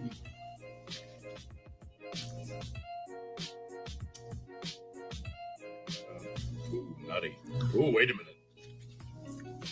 I don't know. There's a nuttiness on D that I didn't get before. E might be moving down my list after trying that because it's not nearly as good as my top 3. I'm done. I've selected what's what. I'm kind of Oh torn. wow, that tastes like shit all of a sudden. What is that?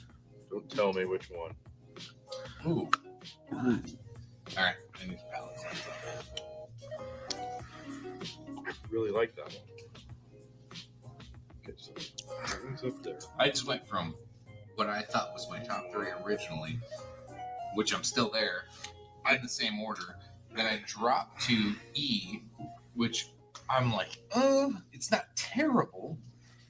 It just left me unpleasant. Then I dropped to this one. And I was like, what the hell? Is that D? I am down to B. Okay. B is the one I have in question of like, is this any good? So many.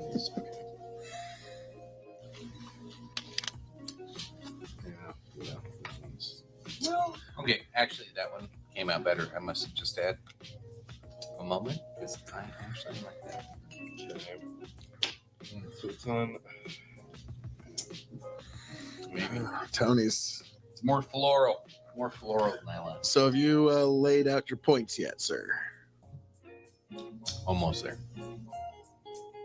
Yeah. Now, folks, this point system, it can be brutal, but it actually gets the data that you need. What should you put your dollars towards? Sticking with my gut, I got mine in order here. So I'm almost there. I'm almost So we're there. giving points. Yes. 1 is best. No, 6 is best. 1 is worst.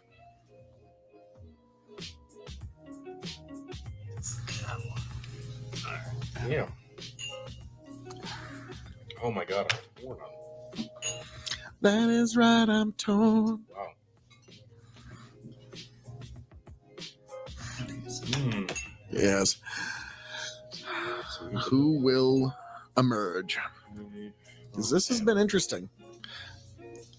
Because we've had a lot of these, but it's been a while since we've had a lot of these. I'm good. Pencil down? Pencil down. I'm almost there. I'm sorry. All right. Sheesh, Tony. No, I'm kidding. Hey, this is tough.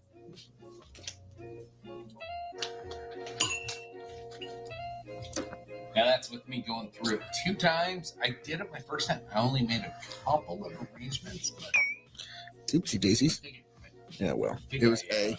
I think I actually had it. Yeah, A was. It was the original. Had better. I'm done. All righty. I'm done. Pencils down. All right. Pencil. This is Oh, what it is. yeah. I'm not changing now.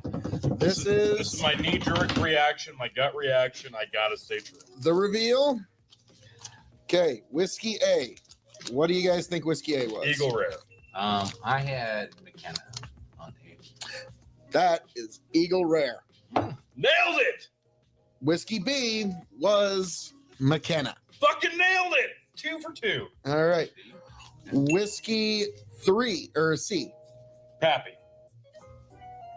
Rip Van Winkle. Yes! Wow. Whiskey D. Russell's 10. No. Damn it! Widow Jane. Really? Okay. Whiskey E. I had Widow Jane for that, so obviously. Nope. That is Bullet. Really? And- I had Bullet 10 for F. F was Russell's 10. Okay. So Tony, I'm going to hand it off to you as the, and I'll even Okay. give you my fancy pen. Okay. Okay. All right. So, chicken This is actually I had the first 3. for Whiskey Perfect. A. What did you have? 1. I gave it 2 points. So that was All right. Eagle. So 1, and Phil gave it 2. That gives it a total of 3. I also gave it 1. 1. So that gives it a total of 4 points. That's Eagle Rare. Eagle Yep. Rare. Eagle Rare made 4 whole points. I'm a real boy. Okay. Sure it Sure is. you are. B. Henry McKenna. What'd you give it? 2. 2. I gave it 1 point. I gave it 3. Okay then. Goodness gracious. That gives us 6. 6 points. Let's see. Good job, McKenna. Like, Whiskey C. Rip Van Winkle. What'd you give it? 10. I gave it 6. 6. Oh shit! I gave it 5. 1, 2, 3. 11. So 5 and 6 makes it 11. I give it 6. No fucking way. I think that's your winner. Yeah, I mean, it would have to be some pretty like. That's 17. Yeah. It's impossible to get above There's that. no I way. don't- I Oh don't my think- god. Yeah, I yeah. can't believe that did it. Well, for completionist's sake, Yeah, let's hit wow. D. What did you give it? D is Widow Jane. I gave it a 4. Yep, Damn, all right. 2, 3, 4. I gave it a 3. 1, 2, 3. And I gave it 4. Respectable. 11. Yeah. D. E. Uh, E. Oh, E. E. I gave it a 3. I gave it a 6. I love Bullet 10. It's just it just speaks to me. It's the ultimate mixer. E. I gave. Oh my god, I gave 2. That sucks because I love that stuff. Apparently not. No, I do. I really do. Also 11. Now F. F, I gave a 5. F, I gave 4. I also gave 5. So that one was probably a close second if I had to guess. So 14. Yeah, second. from Wow. bottom up, what was each whiskey? Wow. I'm a little shocked. Bottom up, the lowest scoring. No fucking surprise. Eagle Rare. I'm sorry, people. What is it that you love about this shit? It's don't get it. Buffalo Trace that they aged 10 years. They should have just sold it before they aged it. This has been consensus blind multiple times. This is all hype. It's all the packaging. This is not as good as you think it is. This is bourbon for people who don't know what allocated bourbon is. There you go. There's Yep. better shit. Yeah, get it off the fucking table. Yep. Now, what was the second? Not surprisingly, McKenna 10. How many points? 6 points. 6 points. Another disappointment from Heaven Hill. It just Go barely figure. beat out the perennial, not so favorite Eagle Rare 10. Yeah. Is Not what a it is. favorite of the KOE Nation, but McKenna 10 at least they scored higher than Eagle Rare. Now the next lowest score. It's a tie, actually, at 11 points between Widow Jane and Bullet 10. Both with 11 points. That's too bad. Not bad, though. Not fucking bad, considering. A less enthusiastic E. This is I love Bullet 10. I fucking love it. And I've never had. And we're going to have to do a review on this Yep, one of these this is days. going to take a solo review because this blows me away. I expected less. Okay. And then how many points did Russell's get? Russell's 10-year got 14 points. Wild Turkey, you have verified and been vindicated. I hate to say you're right, but you're right. And Damn then right. last but certainly not least, This makes me super happy because this one I thought didn't do well in the tournament. it did not do well in the tournament, and even the solo that's a- review. 10-year comparison? Wow. This Yeah. Head and shoulders. this was so fucking good. And was that my 6? It was. It was my 6. Yes. Like, I love this stuff. I've loved this stuff since we tried it solo, since the bourbon tournament, and now. Like, this is right up my alley. yeah, so it's not all hype. Like, this is one video where you're not going to say, No. oh, this is overhyped. So, like, well, I mean, you saw it. We put it up This was against honest. every other 10 year. Now, Tony? With a total of 17 points. Yes, I'm kind of shocked Almost had a perfect. you've taken Damn this near. long to do so, but Yeah, this is going to be incredible, guys. it's time for what I like to call, ladies and gentlemen. I'm trying to make it even, but Oh, shit. C. Oh, no. I'm really low on I'm- C. I'm going big or going home. I like to call this the 60-year blend. Oh, yes. I Oh my love god. 60-year blend. Don't spin this, by the way. This is like a sexy glass of wine. Yeah, like Many. we've got too much for anyone. Like Oh not, my not you, God. but I've got a little All right, bit. now that I got them all mixed, I'll pour a little bit into a separate glass. Yeah. Just so I can. There we go. Call. Now I can get a drink. Yeah, that's good call.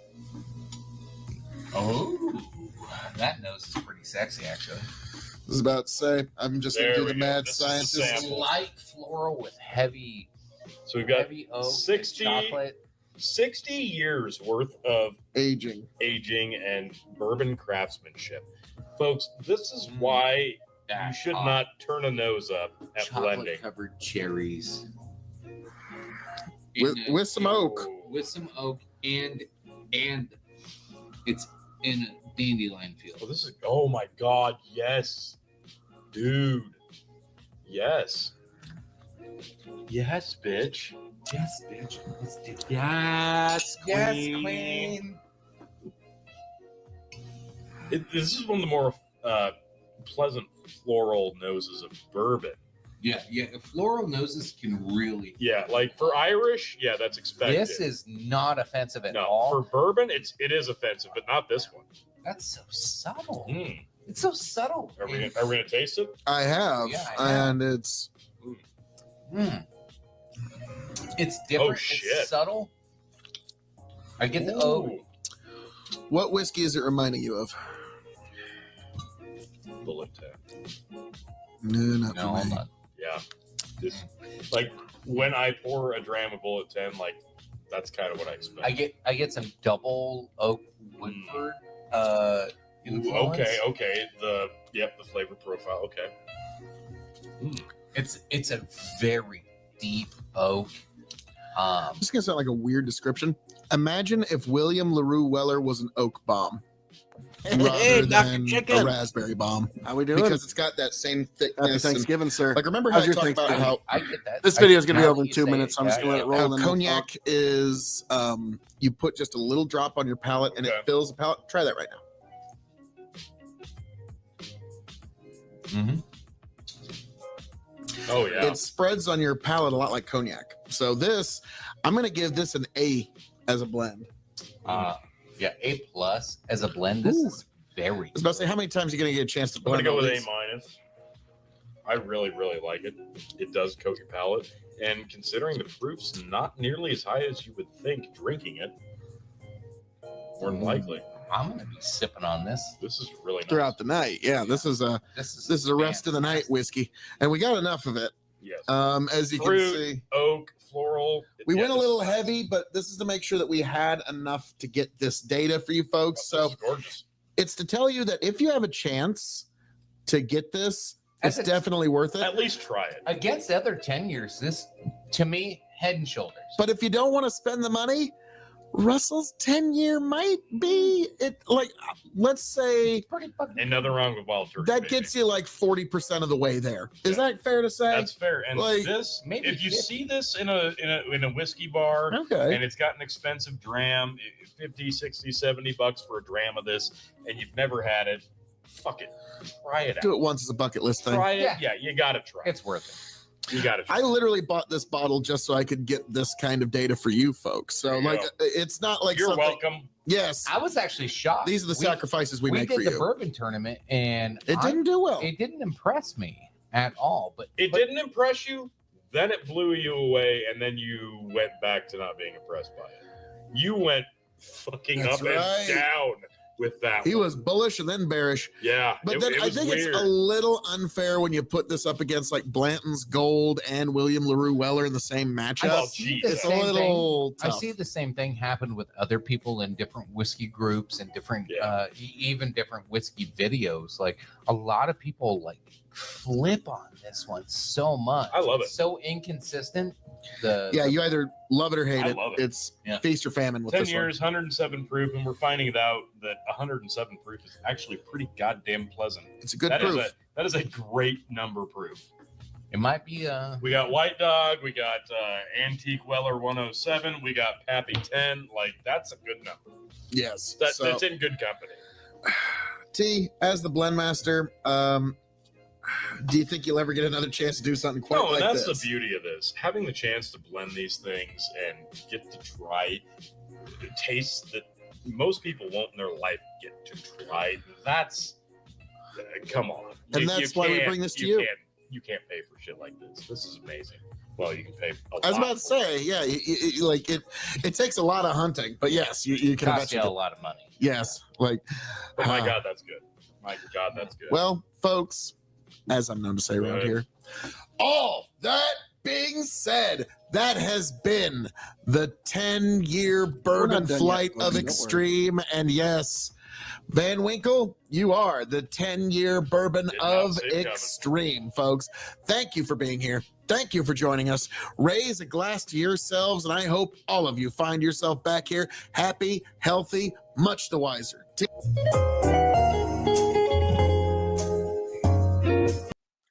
An excellent evening that was. An excellent, excellent evening. And we are joined by Dr. Chicken. That was a great one. That was one of the better. That there's a reason why I'm playing that one. There's a reason why I'm going to play the next one as well, Dr. Chicken, since you are here. This one also features you.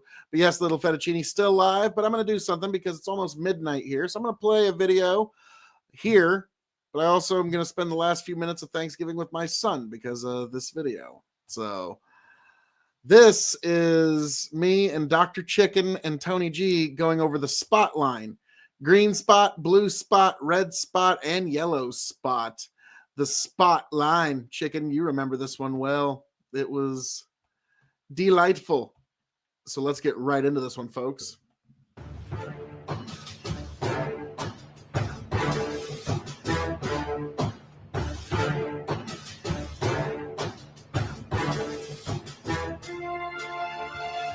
Welcome, one and all, to the KOE Nation, folks, for a very special, long time coming line review of the spot line. We've got here green spot, yellow spot, red spot, and blue spot. And I feel like we're in a Dr. Seuss book. I was about to say, and I, folks, am your joy spot, Phil KOE, just overjoyed that we get to have this little spot of drams with each other here, folks, here at the KOE Nation. Be sure to like, share, subscribe, YouTube, TikTok, Twitch, KOE Nation, the only place to be for me and for you.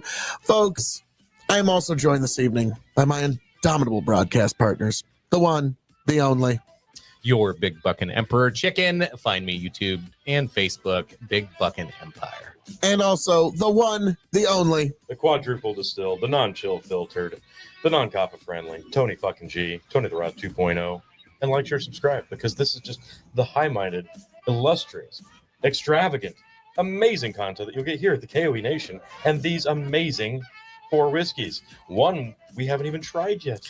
Oh, Yeah, we have never had Blue Spot, and we're going to have it here live with you folks. But first, let's get into the pour order here, folks.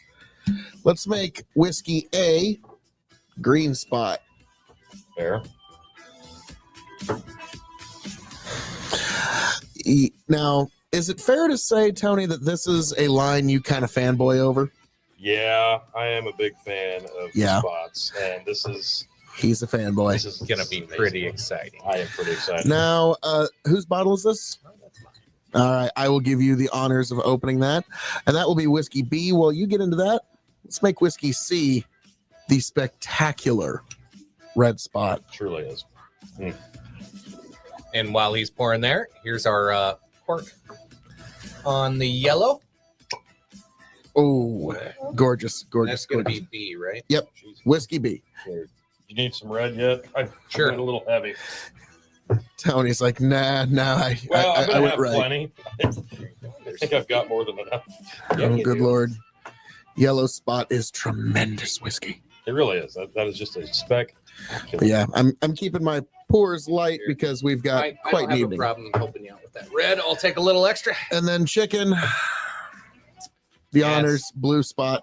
I'll be whiskey Knowing- B. I've done a really good job over the last year of finding shit Tony's looking for and buying it for myself. Yeah, he did.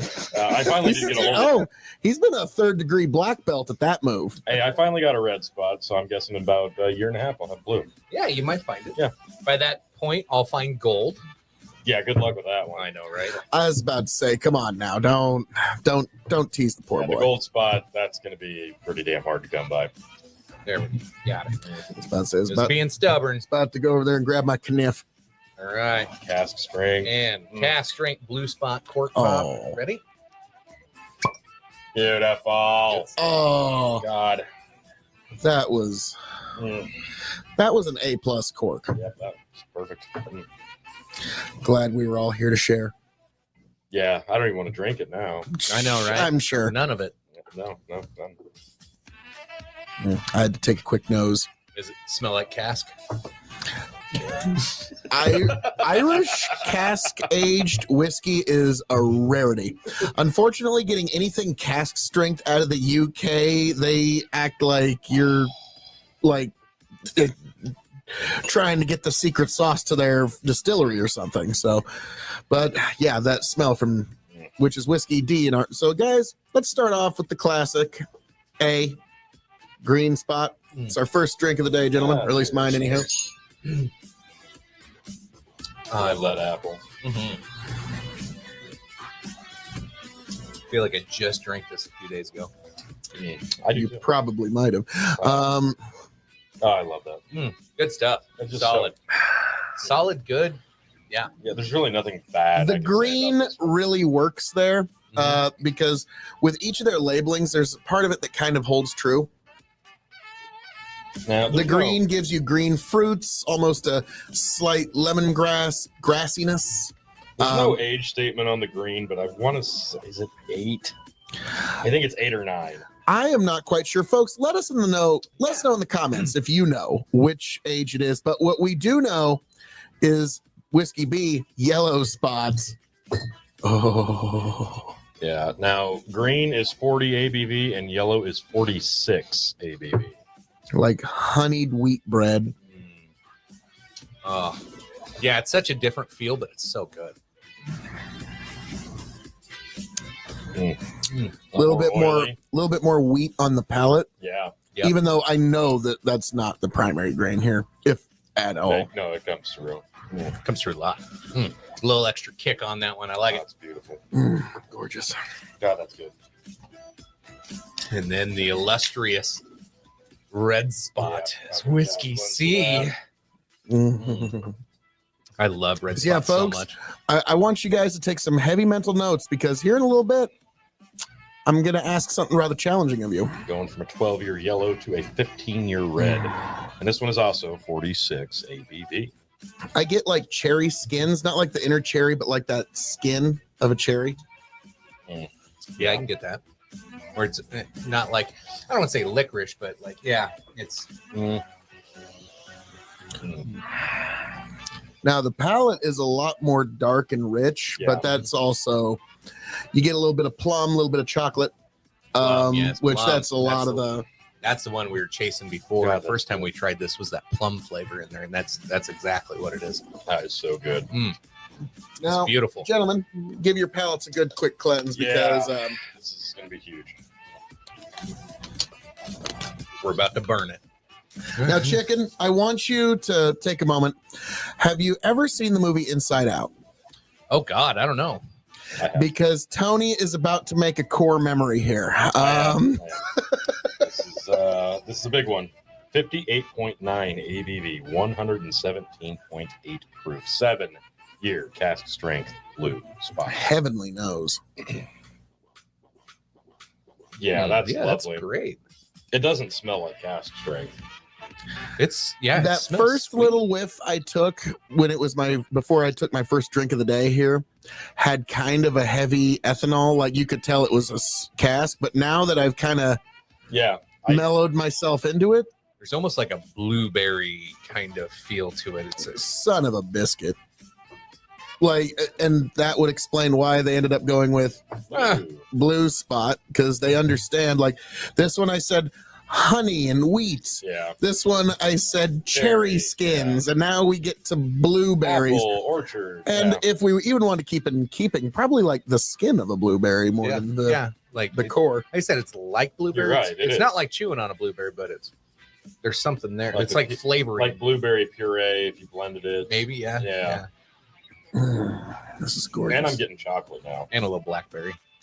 Like there's a Let's little look bit of casting on tartness to this. it. Oh, Matured for at least 7 years in bourbon barrels, sherry butts, and Madeira casks. Ooh. Triple distilled, matured, and bottled for Mitchell and Sons Fine Wine and Spirits. now with the 15, Dublin. it's triple cask bourbon sherry marsala, and the yellow I'm guessing bourbon, and sherry malaga. Ah, okay. Now, Tony, you know how much we adore Madeira cask Oh, yeah. finishing on Scotch. That we do. Yeah, that's another reason I wanted this. I love bourbon barrel, love sherry butts, and oh god, Madeira. Let's do it. Gentlemen, Yep, it's been a long time coming.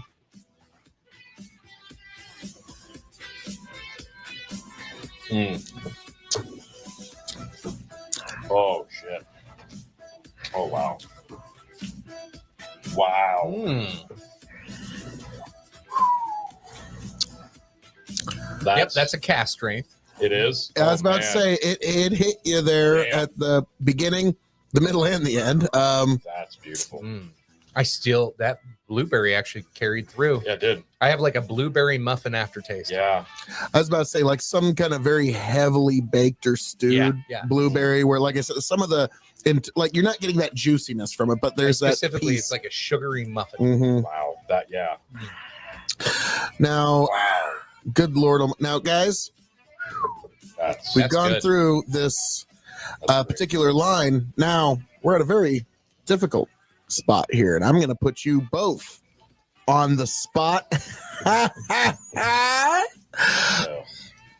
See what he And did there? this is not a review unless we have a form of grading. And what's going to happen here, guys? oh, man. Tony, this is going to be really hard for you, and I'm sorry.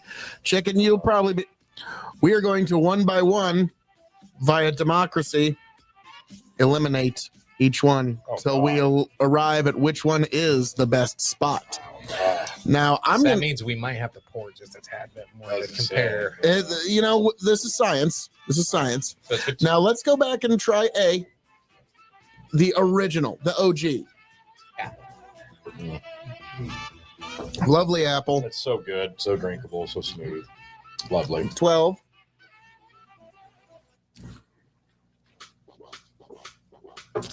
Amber waves of grain.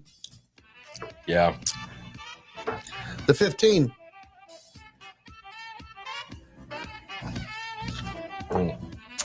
Like spending an afternoon in an orchard.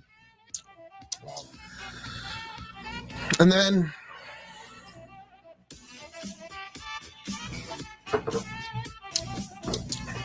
Wow.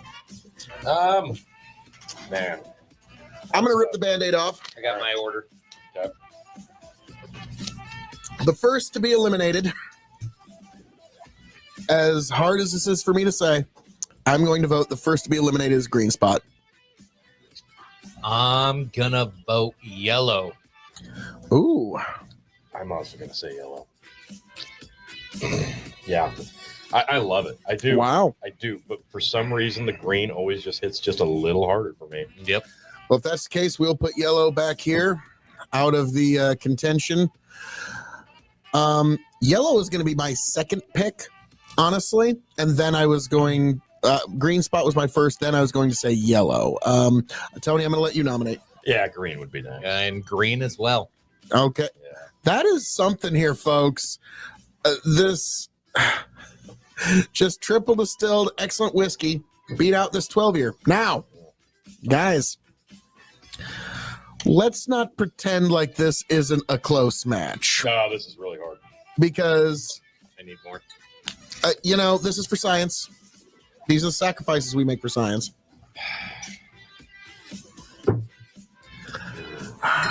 Chicken, you were so kind as to graciously host us this evening.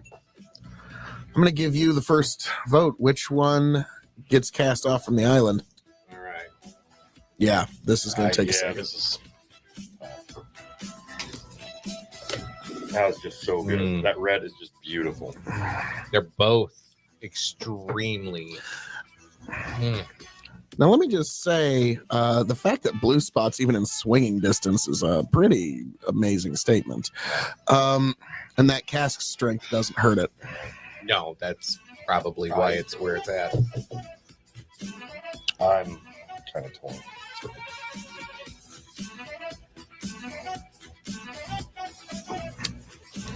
I'm going to be honest with you guys.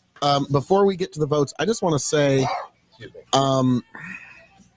Is that if these blue were fire? my personal whiskeys, this would be a special occasion whiskey for me. Yeah. This would be my Friday night, I want to chill out pour. Okay, like both of them have great utility, but chicken, Well, for me, it'd be the green would be an everyday. The yellow would be a Friday night for. This would be I'm trying to show off impress your guests. Irish Yeah. whiskey. This would be special occasion. You know, you can get 4 out of the 5 whiskeys you need with the Spotline. The only one that you can't do is cheap mixer. That's not No. that Oh, you Gold don't. Spot, I'm sure, right? So, chicken, which one are you going with here? So voting off the island, as sad as I don't want to do this, I'm voting red off the island. Oh, Tony, which one are you voting? You go next. I don't know if I'm While you guys finish up that, I'm gonna start blending. Oh, nice. The super spot blend. I think I'm gonna have to vote I got to keep red. You're keeping red. Keep red. Voting blue off the island. Oh shit, son. So it comes down to me. Yeah, I'm sorry. It's close, but I had to. I'm gonna be honest here, T. You're gonna be kind of shocked here. I don't know. I have a feeling. As much as I love the cherry and just like Cordelia, just floral beauty of this, fucking Madeira cask. Yeah, there's not a wrong answer. I'm gonna Yeah. barely, by the hair of its chinny chin chin, I say red spot's got to sit down, blue spot stays on the islands. That's I put now. This is a nice little line here, but yes, blue spot, folks. It's not just hype. If you can get your hands on this, It's go worth for it. There's a reason because- this was so highly sought after. Well, Madeira cask finishing really kicks. Like to me, Madeira is the new sherry. Yeah. When it comes to finishing whiskeys, you can get so much done with it, and I'm really looking forward to the day that the Dalmore starts getting serious and the Madeira finishes. But Yeah, when it comes to purchasing a blue spot bottle, this is something I had to chase around for a while with a lot of very good resources. Usually, I throw out some feelers in my old neck of the woods. I could get pretty much anything if I was willing to pay the right price. This one, I chased around. 3 different people said they could get it for me, and they failed. And then I randomly seen some dude throw it on a Facebook.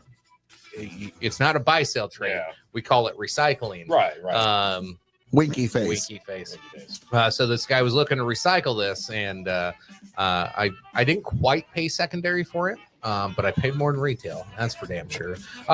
While the red spot, I just happened to see in a cabinet. I wasn't even looking for it. I almost missed it completely because I saw the green spot. What is it? The Chardonnay cask one. Yep. I saw that, and I was looking at that one. I was like, oh shit, maybe I should grab that. And then I was like, oh fuck, that's a red spot bottle, because it was like back Yep. a layer, and I didn't see it sitting up front, and I was like, I want that. Somebody open this up. I want that.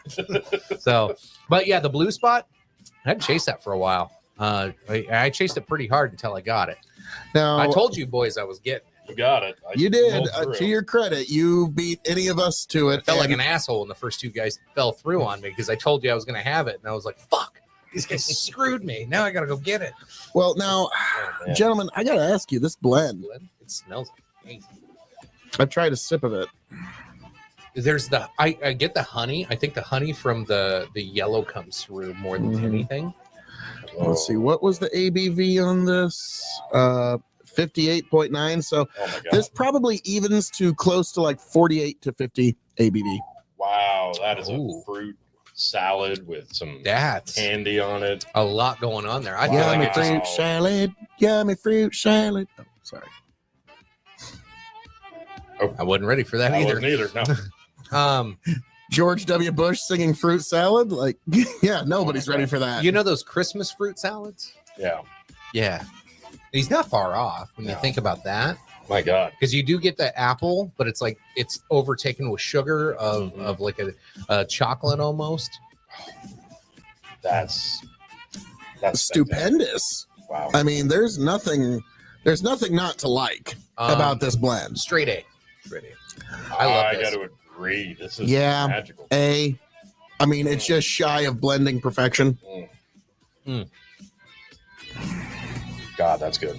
It is. It's got the bite. It's got the Yeah, just apple. enough bite. It's got a little bit of everything in Orchard there. fruit, berry fruit. Wow. And sweet. Mm. Yeah, just marvelous. Oh, that's so good. So good. Mhm. Bottle that. Honestly, I think what we've really learned here is just imagine this, guys. A yellow and red spot at cask strength. Yeah, that'd Yes. be fine. Like that. Red. Like I Red think at cask. I Oh my think God. red at cask will probably be one of the top 10 Irish whiskeys you ever have. Now, also, guys, when it comes to our insistence on cask strength, this is kind of one of those. Tell me you've been spoiled by bourbon without telling me you've Yeah, been there's spoiled that. by bourbon. Bourbon has so many amazing offerings at cask strength that it does kind of make it like, come on, UK. kick up your game a little bit. Give us a few more proof. Yeah. Once you burn your tongue, it's hard to go back. Yep. It takes a little time to get that back. God damn, this is Fantastic. yeah, and I think it proves it just right because 58, honestly, for a second, it's a little hot. I know you guys will both be like, no, how dare, but like, I think 54 would actually be the perfect proof for that. Like, just A plus. 40 with the green is So, like, I would say, like, chicken, hold up that Glencairn there. Basically, make a nice, decent dram in here. Put in one small square ice cube. And I think that is your perfect Saturday afternoon. Like, I am I wrong?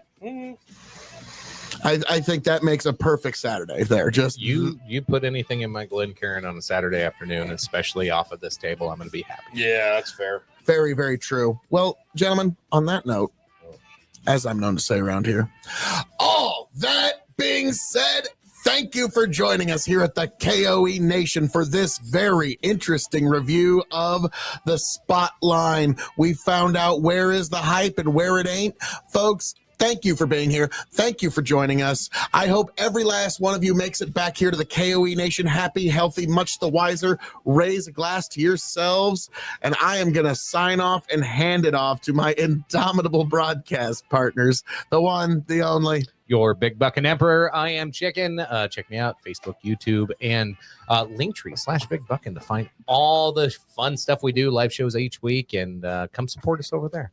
Yes. And also, Just Tony fucking G, folks. Like, share, subscribe. It's right there. What are you doing? Come on. Come on. This was marvelous. This was a long time coming. Blue Spot did not disappoint. And the rest just are stupid good as well. It's, you can't go wrong. You can't go wrong. There's no wrong answers here, folks. Get them all. Catch them all. It's like Pokemon. It's like your dog, Spot. Just name him Spot. You're good to go. Cheers. Love you. I poured spot remover on my dog. Now he's gone. wow.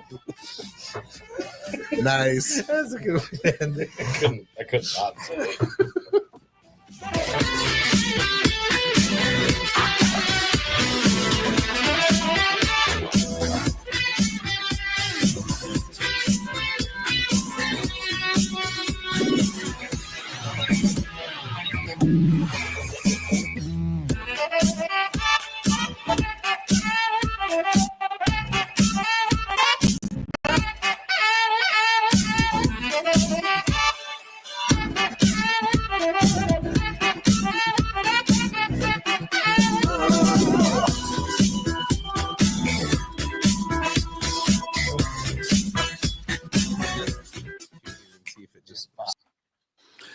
Yes, folks. But now we are at that point where I am going to say, all that being said, this has been a tremendous Thanksgiving, a thankful Thanksgiving.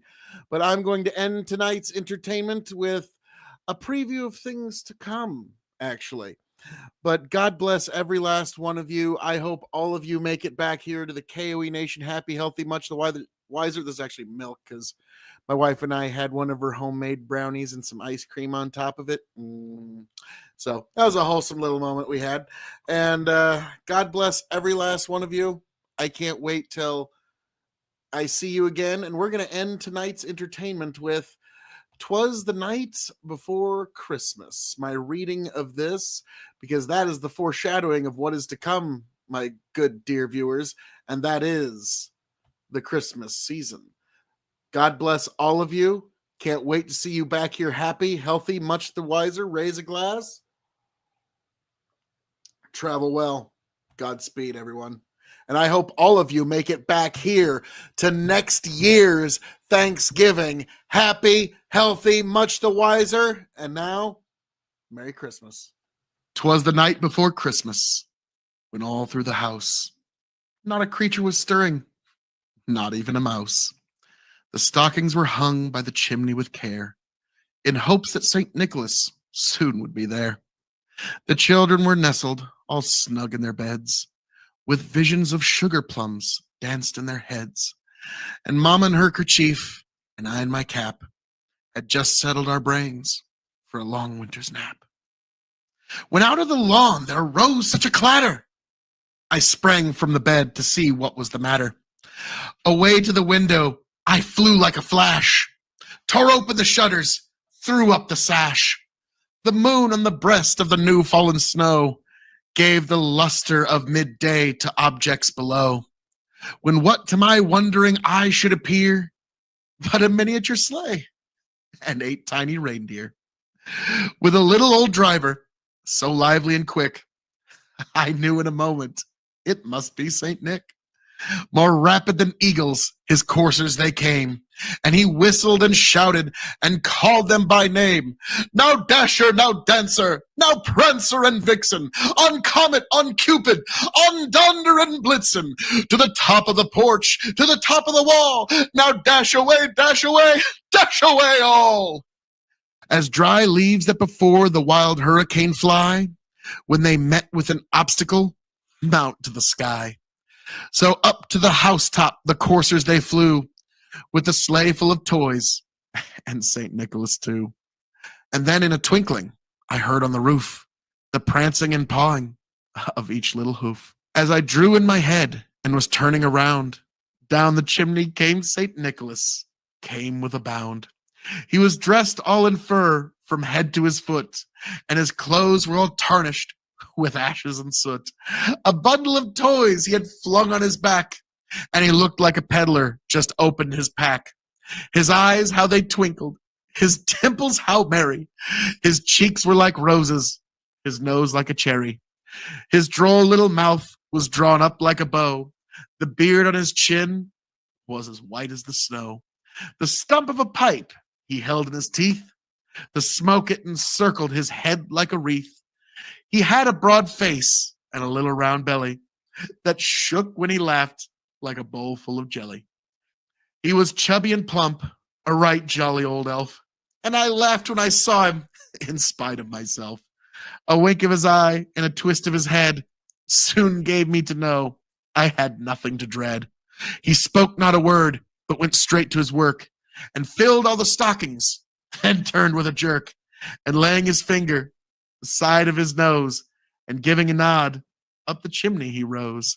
He sprang to his sleigh, to his team gave a whistle, and away they all flew like the down of a thistle. But I heard him exclaim, ere he drove out of sight, "Merry Christmas to all, and to all a good night." Merry Christmas, all y'all.